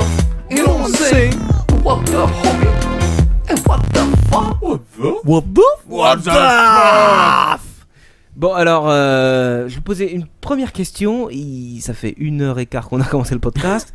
Est-ce qu'il faut une version longue ou une version raccourcie du Was Écoute, Off? à toi de décider, je ne me prononcerai pas sur le sujet. Écoute, ma version longue, on va faire 1h50 je pense de podcast. Oh bah non, mais tu fais la version moyenne. Hein, On fait une version moyenne. Démarre tout de suite. On va finir encore plus tard ce soir, mais c'est bien. Encore plus de bonheur, encore plus de joie et d'allégresse dans vos oreilles. Bon, on va raccourcir alors. On va faire court. Non, fais-le bien, fais le normal. Normal. Normal moins. Ouais, D'accord, allez, on parce y que- va, on s'en fout. Allez, c'est du Was Off. Le premier Was Off, c'est sur Charles Manson. Pourquoi Charles Manson? Pourquoi lui? Il revient. Bah oui, On m'a dit que c'était ton père. Ah, on m'a dit que c'était Lord ton père. On m'a dit qu'il allait sortir de prison. Ah, Lord, peut-être Lord bien. ton père, tu n'es pas loin. Ça n'est pas impossible. Tu n'es pas loin, ce n'est pas impossible. Tout ça est dû à la polémique Roman Polanski, n'est-ce pas? Donc je vais rappeler juste vite fait, pour essayer d'écourter le truc, les faits actuels. Roman Polanski, donc, qui était inculpé par les États-Unis de viol sur une jeune fille de 13 ans, n'est-ce pas? Voilà. Bon, tout le monde s'est fait connaît arrêter cette en putain Suisse, n'est-ce d'histoire. pas? Selon ce qu'on m'a raconté, elle avait l'air d'en avoir 42. Hein. Oui, bon, bref. Non, c'est vrai que par contre elle avait l'air d'être plus vieille, elle faisait il y a au moins 15 ans. Mais donc ça peut dire qu'il s'est fait arrêter en Suisse et que bien sûr des voix se sont élevées contre cette arrestation, notamment en France, beaucoup de voix, beaucoup d'artistes, beaucoup de gens ont dit c'est une honte, Et non. tout. C'est inadmissible. Et inadmissible. Notamment notre Bon, cher voilà, ministre de la Culture qui connaît beaucoup quand même Bon, en on relation, connaît l'actualité, tout ça. aux relations adulto-préadolescents. Mais donc ça veut pas dire qu'ils ont dit, en gros, ah, ça fait 30 ans. Bon, est-ce qu'on peut pas un peu zapper l'affaire? Ah merde. C'est ça le truc. Maintenant, il y a des artistes américains. Attention. Je peux vous les citer si vous voulez. Ouais. Il y en a quand même pas mal. Hein. Il y a Marilyn Manson, bien sûr. Ozzy Osbourne, bien sûr. Nine Inch Nails, Trent Reznor, Guns N' Roses, Annie Cordy, Kenny and Cartman, Neil Young, U2, System of a Down, et autres. U2 aussi.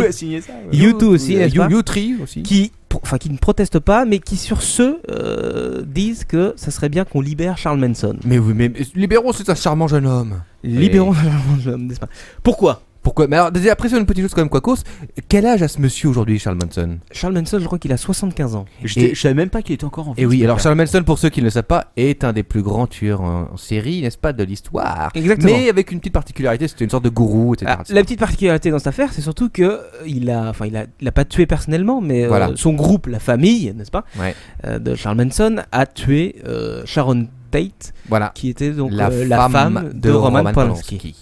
Et donc les artistes américains s'élèvent d'une voix unie pour dire que s'il y a prescription sur Roman Polanski, qui n'a jamais fait de tôle, et bon, il y a 30 ans, c'est vieux. Pourquoi pas sur Charlie? Lui, il a fait 38 ans de tôle. Bah oui. Il les a fait. Ouais. Il y a prescription, ça fait plus de 40 ans. Et en plus, la première fois pourquoi est-ce qu'il serait pas libéré? En plus, la première fois qu'il y était, il voulait y rester. On l'a fait sortir, mais maintenant, peut-être qu'il veut encore y rester, peut-être après tout.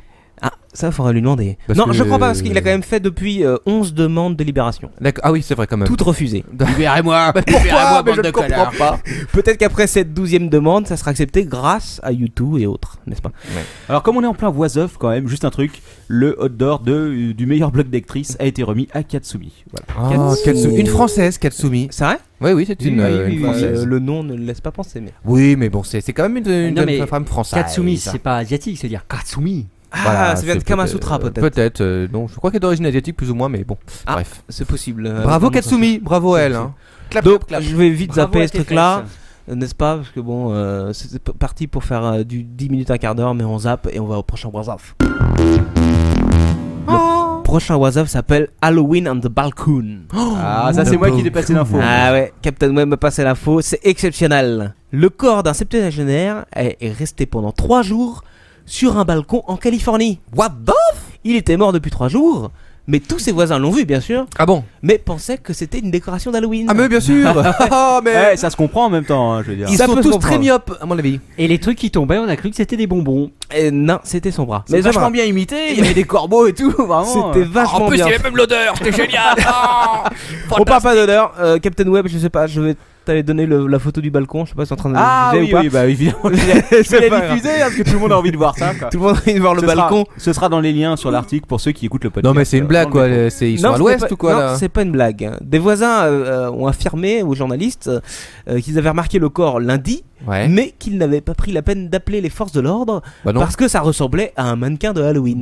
Bah attends, c'est un mannequin ça, Françoise, qu'est-ce que tu racontes? Bah non, it's not a corpse. Et donc ce n'est que le jeudi soir que la police est venue récupérer la dépouille. Oh mais c'est immonde. Ça commence à sentir les cadavres ici. Non, faut le dire aux voisins. Légèrement.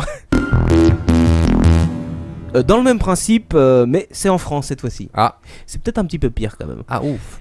Ça se passe dans un HLM à Poissy. Ah, ça va, déjà n'est-ce pas? Un petit immeuble paisible, mais où règne depuis quelque temps une forte odeur dans le hall d'entrée. Mais ça sent, on dirait que c'est Captain Web. Ça sent le rat d'égout. Et oui, les pompiers retrouvèrent un cadavre d'un homme de 62 ans dans son appartement du rez-de-chaussée. Oui. L'affaire semble banale, mais non. Bah oui. Mais non, pas tant que ça. Ah bon? Car une fois le cadavre localisé, stupeur. Vu l'état de décomposition de celui-ci, qui ressemble plus à une momie ou un squelette du film Les Pirates des Caraïbes ou un truc comme ça. L'odeur en plus. Ça fait un petit moment qu'il est là et qu'il traîne. Et en effet, pas besoin d'appeler l'équipe d'experts Miami ou autre. Il suffit d'ouvrir le frigo pour voir que le dernier yaourt qui reste dans le frigo date de novembre 2007. Putain, j'aurais trop dû faire carrière dans la police scientifique quoi. Attends, donc tu pas besoin de sortir 3 valises, pas besoin de sortir des petites pipettes et des conneries. Il suffit d'ouvrir le frigo. Robert, il y a un Yoplait là dans le frigo, il est de septembre 2007. Ah bah c'est bon, on a fini l'enquête. C'est ok. Alors le petit truc amusant dans ce drame quand même, n'est-ce pas, quotidien, c'est que personne n'a prévenu personne ne s'est étonné depuis 2 ans que cet homme-là était mort. Bah, c'est un peu bizarre, ouais. Notamment parce que son loyer était en prélèvement automatique. C'est-à-dire que les offices HLM ont reçu tous les mois l'argent. Donc ils se posaient pas de questions. Ils se posaient pas de questions. En même temps, il y a des voisins qui se sont plaints quand même de l'odeur au niveau du concierge. Et personne n'a rien fait quoi. Si, ils ont fait intervenir des gens de, au bout de la 2 propriété quoi. En même temps, les gens n'arrêtent pas de se plaindre de l'odeur chez Manox et tu vois, il y a personne de mort. Bah si, je suis pas tout à fait vivant. Donc voilà, et puis une source proche de l'affaire dit quand même il y a des fortes chances que ce soit José de Marcedo, 62 ans, Mais nous n'en sommes pas sûrs vu l'état de décomposition du Mais attends, cadavre. mais ce monsieur avait bien une famille, non? Il avait personne, c'est ça l'histoire? A priori, non, je pense pas. Au bout de 2 ans, sans nouvelles, je pense que quand même c'est... Bon, pauvre José. Pauvre José, il est là, mais il est plus là. Oui, alors ton père. Lors ton père, tu voulais réagir? Une petite anecdote côté cadavre qui se décompose dans un appartement. Oui. Alors voilà la petite histoire en 2 mots. C'est une dame malheureusement qui est décédée pendant la canicule de 2003. Ouais. Comme de nombreux autres. Comme la famille de cette charmante dame avait été en vacances, la dame est restée dans l'appartement. Et évidemment, en pourrissant un petit peu, ça a schlingué. Ça a schlingué, mais surtout ça a coulé et ça a abîmé l'appartement du dessous. Bah, c'est un dégât des eaux. Et c'est comme ça que ton père a fait une super affaire immobilière. J'espère qu'elle a payé. Non, pas du tout, j'ai lu ça dans une revue. Le petit détective. Non, pas tout à fait, le Dalloz. C'est plus sympa. Et la voisine du dessous a tenté un procès. Bah, elle a raison. Voilà, et je vous dirai dans le prochain podcast le résultat. Quel monde de merde! Autre petite anecdote, moi je me rappelle quand j'avais 17 ans et qu'on a aménagé dans un nouvel appartement. Ah oui, je me rappelle. Qui est actuellement encore celui de mes parents. En fait, il y avait un cadavre dans ma chambre. Dans la chambre, voilà, là où dormait Quacos. Exactement. Précisément. N'empêche que étrange à les soirées chez toi, tout s'explique. N'empêche que plusieurs fois, j'ai vu la lumière s'allumer et s'éteindre toute seule, et j'ai appris l'histoire qu'après, quoi. Ouais, on m'a dit que c'était ton frère qui allait. Avant qu'on passe au was-of suivant et pour changer complètement de sujet, je peux pas m'empêcher de vous citer un morceau de la biographie de Katsuni. À 18 ans, Katsuni entame ses études à l'Institut d'études politiques de Grenoble, puis décide de s'orienter vers les lettres modernes afin de devenir professeur de littérature. Elle devient gogo danseuse en discothèque. Voilà une femme qui sait ce qu'elle veut. Exactement. Magnifique. On t'aime. Katsuni. Magnifique Katsuni. Nous t'aimons tous. I love you. Pour rester un petit peu dans les cadavres. Excusez-moi, c'est une espèce de ligne directrice. C'est à ce moment-là que je regrette que la bouteille de whisky soit déjà finie. Pour rester un petit peu dans les cadavres, pardon. Il faut savoir que c'était hier ou avant-hier, je ne sais plus. Il y a eu un marathon à Détroit. Marathon, donc tout le monde court, n'est-ce pas? Cavale. Il y a eu 3 morts en 16 minutes. Pourquoi? Pas mal. Bah le marathon, écoute. Ouais, enfin là ça fait quand même beaucoup quoi. Ça fait énorme en 16 minutes de laps de temps. Vous avez beaucoup dans la flotte d'Anthrax? Oui. Il y avait Personnellement, j'ai toujours dit que le sport était dangereux. Hein. Mais c'est dangereux le sport. C'est très dangereux pour la santé. Ne faites pas de sport. Non. Un homme de 36 ans, bon là on comprend pas trop. Ouais. Ensuite un homme de 65 ans. Ouais. 15 minutes plus tard et 2 minutes plus tard, un autre. Ah bon. Alors breaking news les enfants, attention. Préparez-vous, Jenna Hayes a gagné le prix de la meilleure actrice américaine. Ah, mais c'est une ambiance de la vieille. Une fille qui manifestement se fait enculer pour gagner sa vie. Bah non, c'est faux. Elle se prend les bites dans le sur le chat, on me fait remarquer qu'ils en ont marre. Ils en ont marre de voir des images ignobles.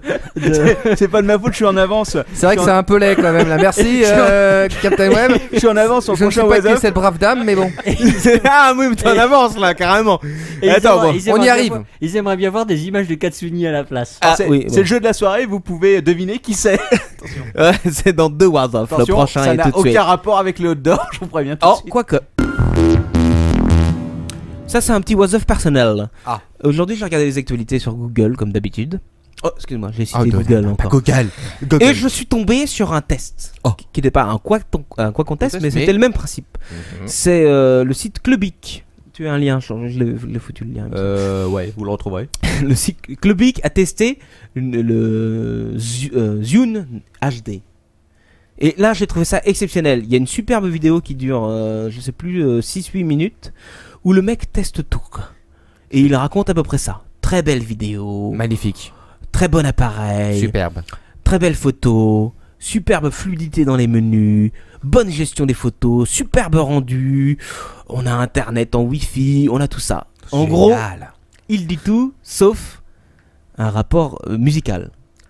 Je rappelle quand même que le Zune est un lecteur MP3. Ah d'accord, ok. À la base, il est fait pour écouter de la musique. Lecteur MP3, on fait tout avec. Non, ceci dit, Quacos tient un point très intéressant, c'est-à-dire que l'aspect visuel a pris le dessus finalement sur l'application auditive. C'est même plus que l'aspect visuel, c'est l'aspect fonctionnel. Fonctionnel, ouais, voilà. Le truc, il fait internet. Dans le visuel, oh putain, c'est génial, il fait internet.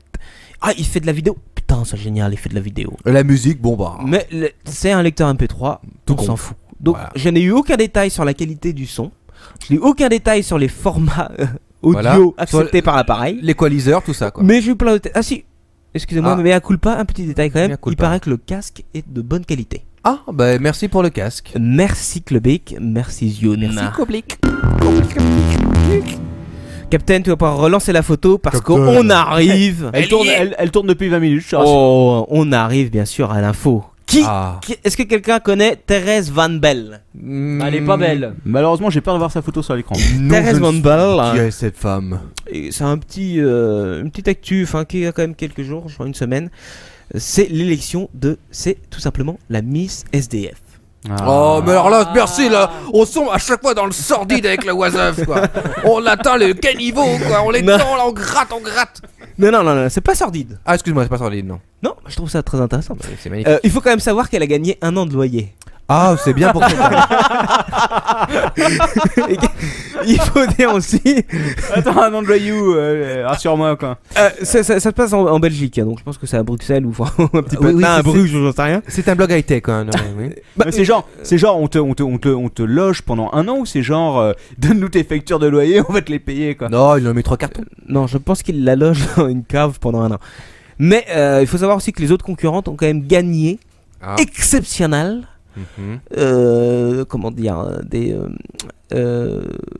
l'aide en fait pour trouver un emploi. D'accord. Bon bah c'était quand même bien hardcore ce truc, hein, bon. Alors moi je dis à quand Miss sans papier. Ouais. À qui on donnera un titre de séjour à la fin. Ou à quand Miss prison pour bénéficier d'une remise de peine. Oui, ou Miss Cudjat ou Mister sans bras, genre de choses quoi. C'est vrai. Maintenant je dirais aussi à quand Miss Captain Web. Alors, auditrice. Nous y pensons sérieusement. D'ailleurs, je crois Quacos, que tu avais un appel à faire à nos éventuelles auditrices. Exactement. On a 2 titres à décerner, Miss Captain Web et Miss PPI. Alors, auditrice, si tu as envie de devenir Miss Captain Web, envoie-nous tes photos. Tout de suite, file-le. À captain@captainweb.net. Et surtout, mets ta couronne. Ne trompez pas, envoyez pas ça à PPI ou à Quacos. C'est moi qui reçois et qui trie. Précision importante, les photos habillées ne seront pas regardées. Ah, il faut des photos habillées, nues et bien sûr en maillot de bain. Voilà. Exactement. Avec une petite pancarte Propriety of Quacos ou quelque chose comme ça. Ouais, oui. Ça serait bien. Ça serait vraiment fun. C'est romantique. C'est romantique. C'est suave. Dernier Wap-Off. Le dernier Was-Off, allez en fait. Tu peux virer la photo du cadavre? Tu peux y aller. Le dernier Was-Off, en fait, allait avec l'histoire de Roman Polanski, n'est-ce pas? Mais bon, vu que j'ai dû écourter, je vous rappelle quand même vite fait pour ce dernier Was-Off. Roman Polanski, en fait, à la base, était quand même inculpé pour détournement de mineurs. Non, je précise. Détournement de mineurs, viol et sodomie. Attention, sodomie. Parce qu'il faut savoir. SODOMIE. Exactement. Il faut savoir que la sodomie est quand même, dans certains États des États-Unis, interdit. Un crime. Un crime. Et oui, passable de prison. Jusqu'à 10 ans. On va savoir que. Voilà. Non, c'est quand même. Dans l'Alabama, jusqu'à 10 ans. Ouais, ils sont un peu stricts. Un peu, oui, ils sont un peu serrés quand même. Hein. Voilà. Bon, il faut savoir aussi que ils ont quand même créé une loi qui s'appelle la Sodomy Law. Ah. Qui n'est pas exclusivement réservé à la sodomie, mais à tout ce qu'ils appellent des délits contre nature. D'accord, tout ce qui est en rapport avec. Alors, si je prends un poney, mais que je fais. Bah voilà, c'est genre ton père est avec un poney par exemple, mais c'est uniquement par la bouche, ça va. Non. Ah, non. Parce que il y a encore jusqu'en 2003, la fellation était condamnée aussi. Oh, il est donc. Je crois qu'il y a une fille comme ça qui avait 17 ans qui avait accordé une fellation. Et qui s'est retrouvée dans le fichier des. C'est en Géorgie. Voilà. Exactement. Je l'ai, exactement. Une jeune fille de 17 ans a fait une fellation à un jeune homme de 15 ans.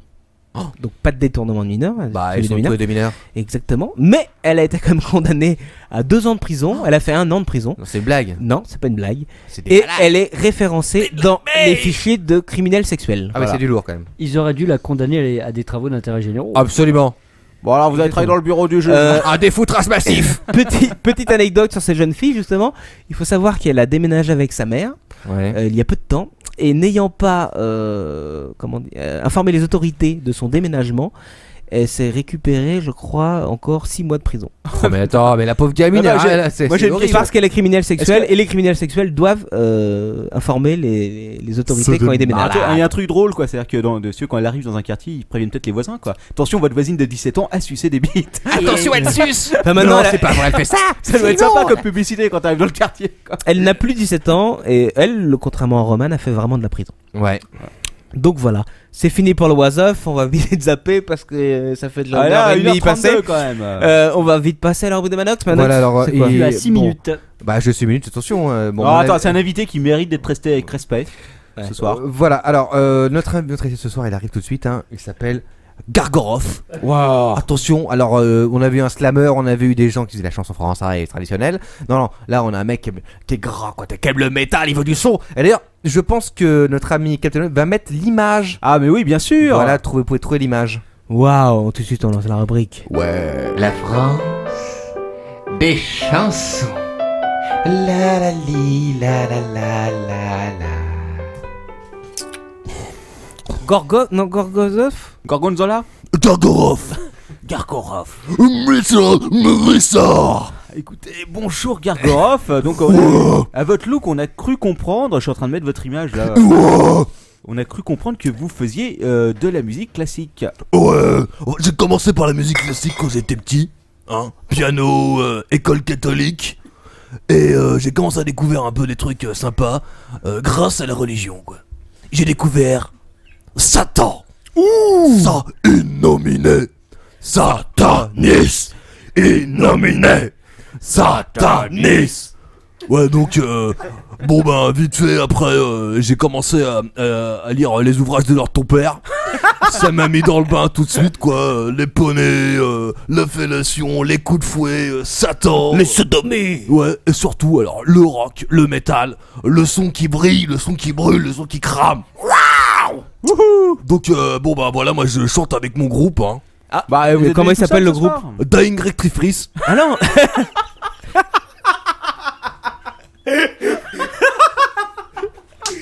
C'est copyrighté ça. Ouais, non, mais je sais que le rectifrice c'est un truc que j'ai utilisé longtemps pour avoir la nuit bien frais. Et je vais vous dire, ça marche du feu de Dieu. Et on recommande pour tous les métalleux qui ont bu trop de bière.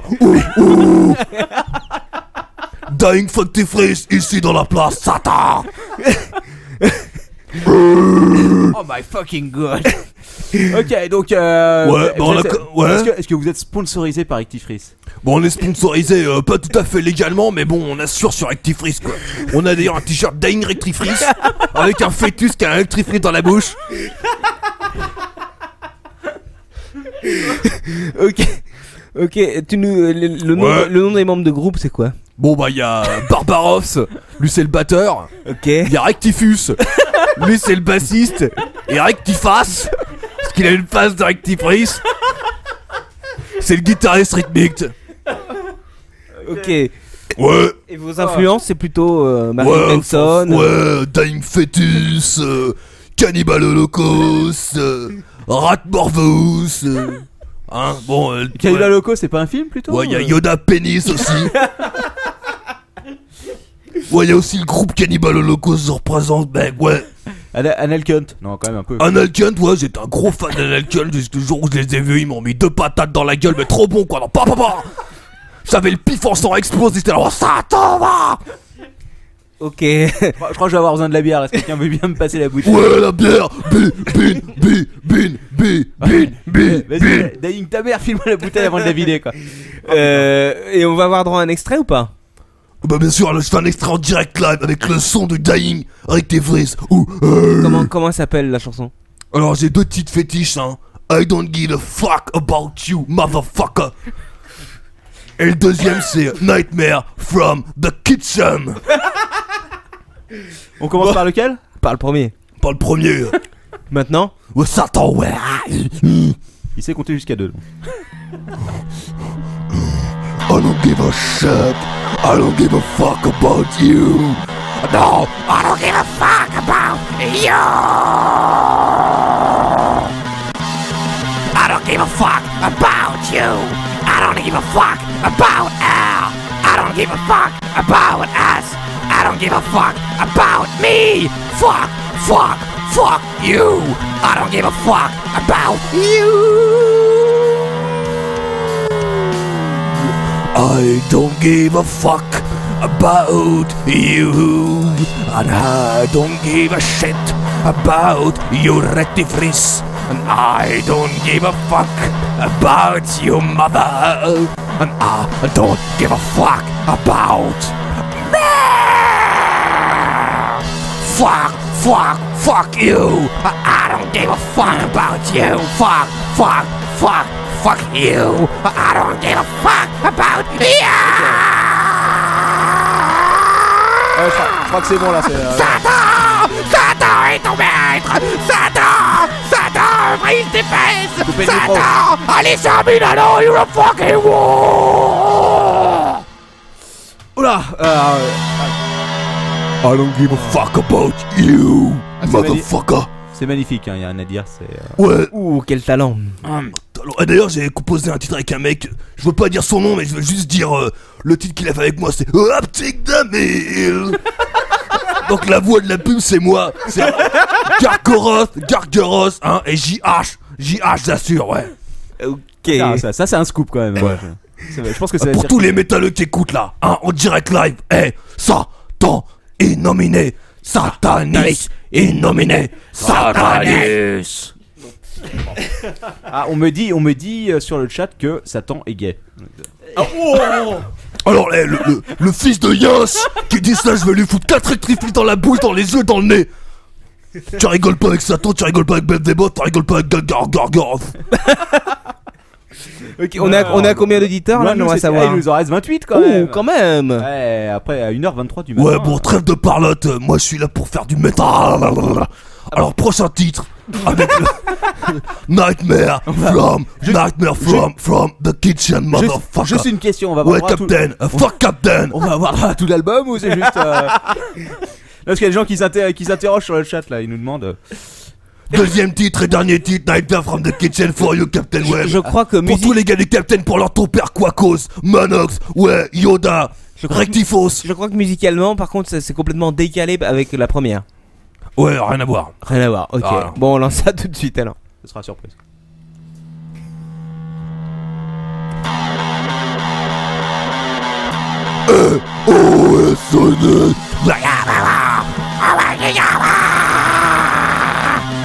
I'm eating my hot dog, but I will hit your dog. I'm sleeping in the street, and I kill you like some meat. I'm burning my head on the toaster and putting my skull on the freezer. I'm cutting my hand with a cutter. Go back to Inferno. Come back to disaster. Among people who live in fear.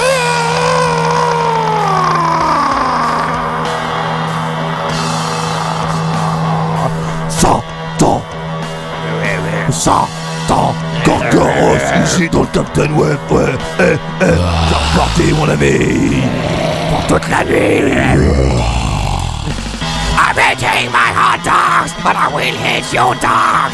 I'm sleeping on the street and kill you like some meat. I'm burning my head on the toaster. Living fear.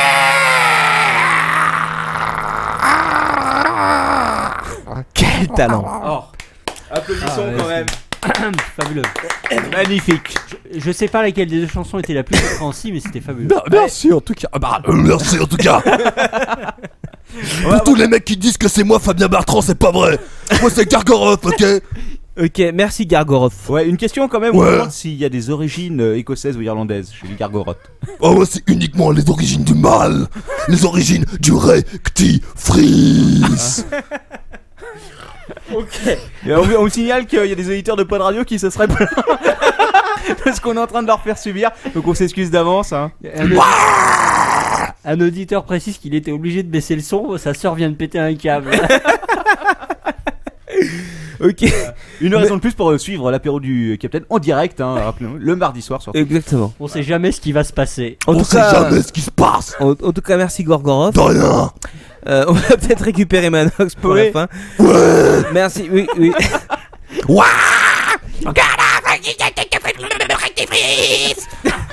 C'est dans ces moments-là qu'on se dit qu'on fait bien l'enregistrement d'une cave. Il a perdu son kleps. Manox. Ok, ouais, c'est fantastique. Gare de l'Est. Oui, alors, bah non, lui. Gare du Nord, on m'a dit. Hein. J'avoue que je ne sais plus très bien où je l'ai trouvé. Il me semble que c'était aussi dans une décharge. J'en suis pas persuadé.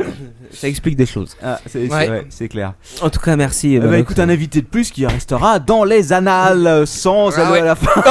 Attention, l'Alabama nous fait un procès pour le mot anal. Désolé. On s'excuse.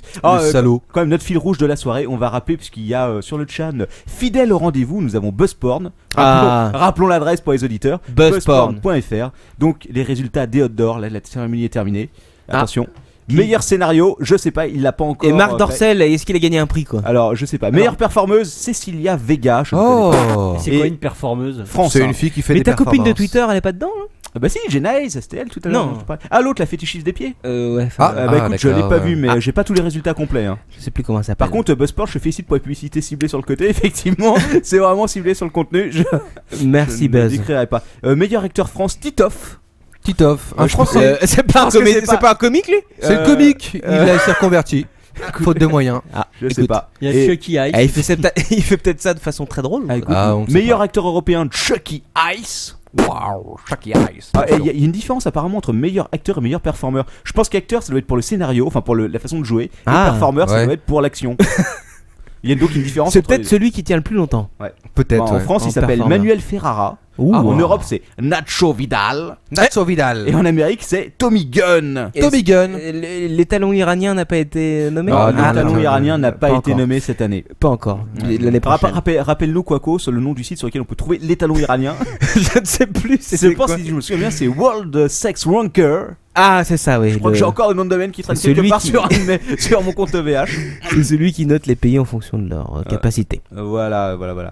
Donc sinon, Hot d'Or d'honneur quand même à Lali, rappelons-le. C'est celle qui avait fait Secret Story. Ah d'accord. Et qui, effectivement... Non, c'est une blague. Non. Et ce qui a effectivement été engagé par Marc Dorcel. Voilà. Comme quoi, après Secret Story, on arrive à faire il y a un avenir après Secret Story, faut le savoir. Exactement. D'ailleurs, je fais un petit big up à Riffraff qui travaille avec Lali. Ah, bon. Oh, wow. Big up. Bon, allez, on va peut-être un peu passer à la conclusion. Bah écoute, il serait temps parce que là, comme je pense qu'on a pété tous les records. On a pété les records là. On est désolé d'avance pour les mecs qui sont en train de se faire chier dans le métro qui écoutent ça. Voilà.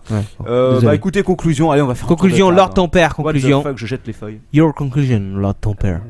Ma conclusion, c'est je me demande qui est-ce qu'on aura pour Noël dans la France des chansons.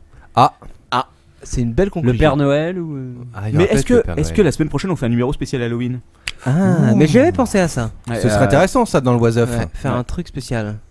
Oui, bah moi ma conclusion, ça serait de dire, je pense que le bon format du Captain, de l'apéro du Captain, ça serait 2 heures en fait. Ouais, moi je pense que ce serait 5 heures. Moi je pense que ce serait 5 toute la nuit all night long. Je pense que c'est un bon format 5 heures, hein, faut y afficher. C'est un très bon format. Manox? Moi ma conclusion, merci pour toutes ces informations nouveaux, j'ai appris plein de choses aujourd'hui, notamment dans la rubrique de Lord ton père, mais aussi dans celle de Quacos. Je ne savais pas que les gens pouvaient rester sur leur balcon aussi longtemps. Voilà, et moi je peux crever. Écoutez, c'est la conclusion. Non, mais je le prends mal de toute façon, ce sera puni à la fin. Alors quand même, je note qu'on nous a... Attention, punition. Un petit coup de fouet, ça fait toujours du bien. Ouais. Donc voilà, sur ce, on va terminer l'apéro. Écoutez, merci à tous. À dire. On va remercier tous ceux qui sont encore sur le chat à cette heure-là. Je sais qu'il y a beaucoup de monde qui écoute pas en direct, mais justement c'est une erreur, il faut écouter en direct, puisque nous sommes en live tous les mardis à 23h30. Pour l'apéro. Vous pouvez arriver un peu en retard, c'est pas bien grave, de toute façon. Voilà, comme d'habitude, vous votez pour nous sur iTunes, vous laissez des messages sur le répondeur qui marche toujours pas. Voilà. C'est pas 5 grave. étoiles sur iTunes. Et merci de nous suivre. Allez, à la semaine prochaine. À la semaine prochaine. C'est fini l'apéro là.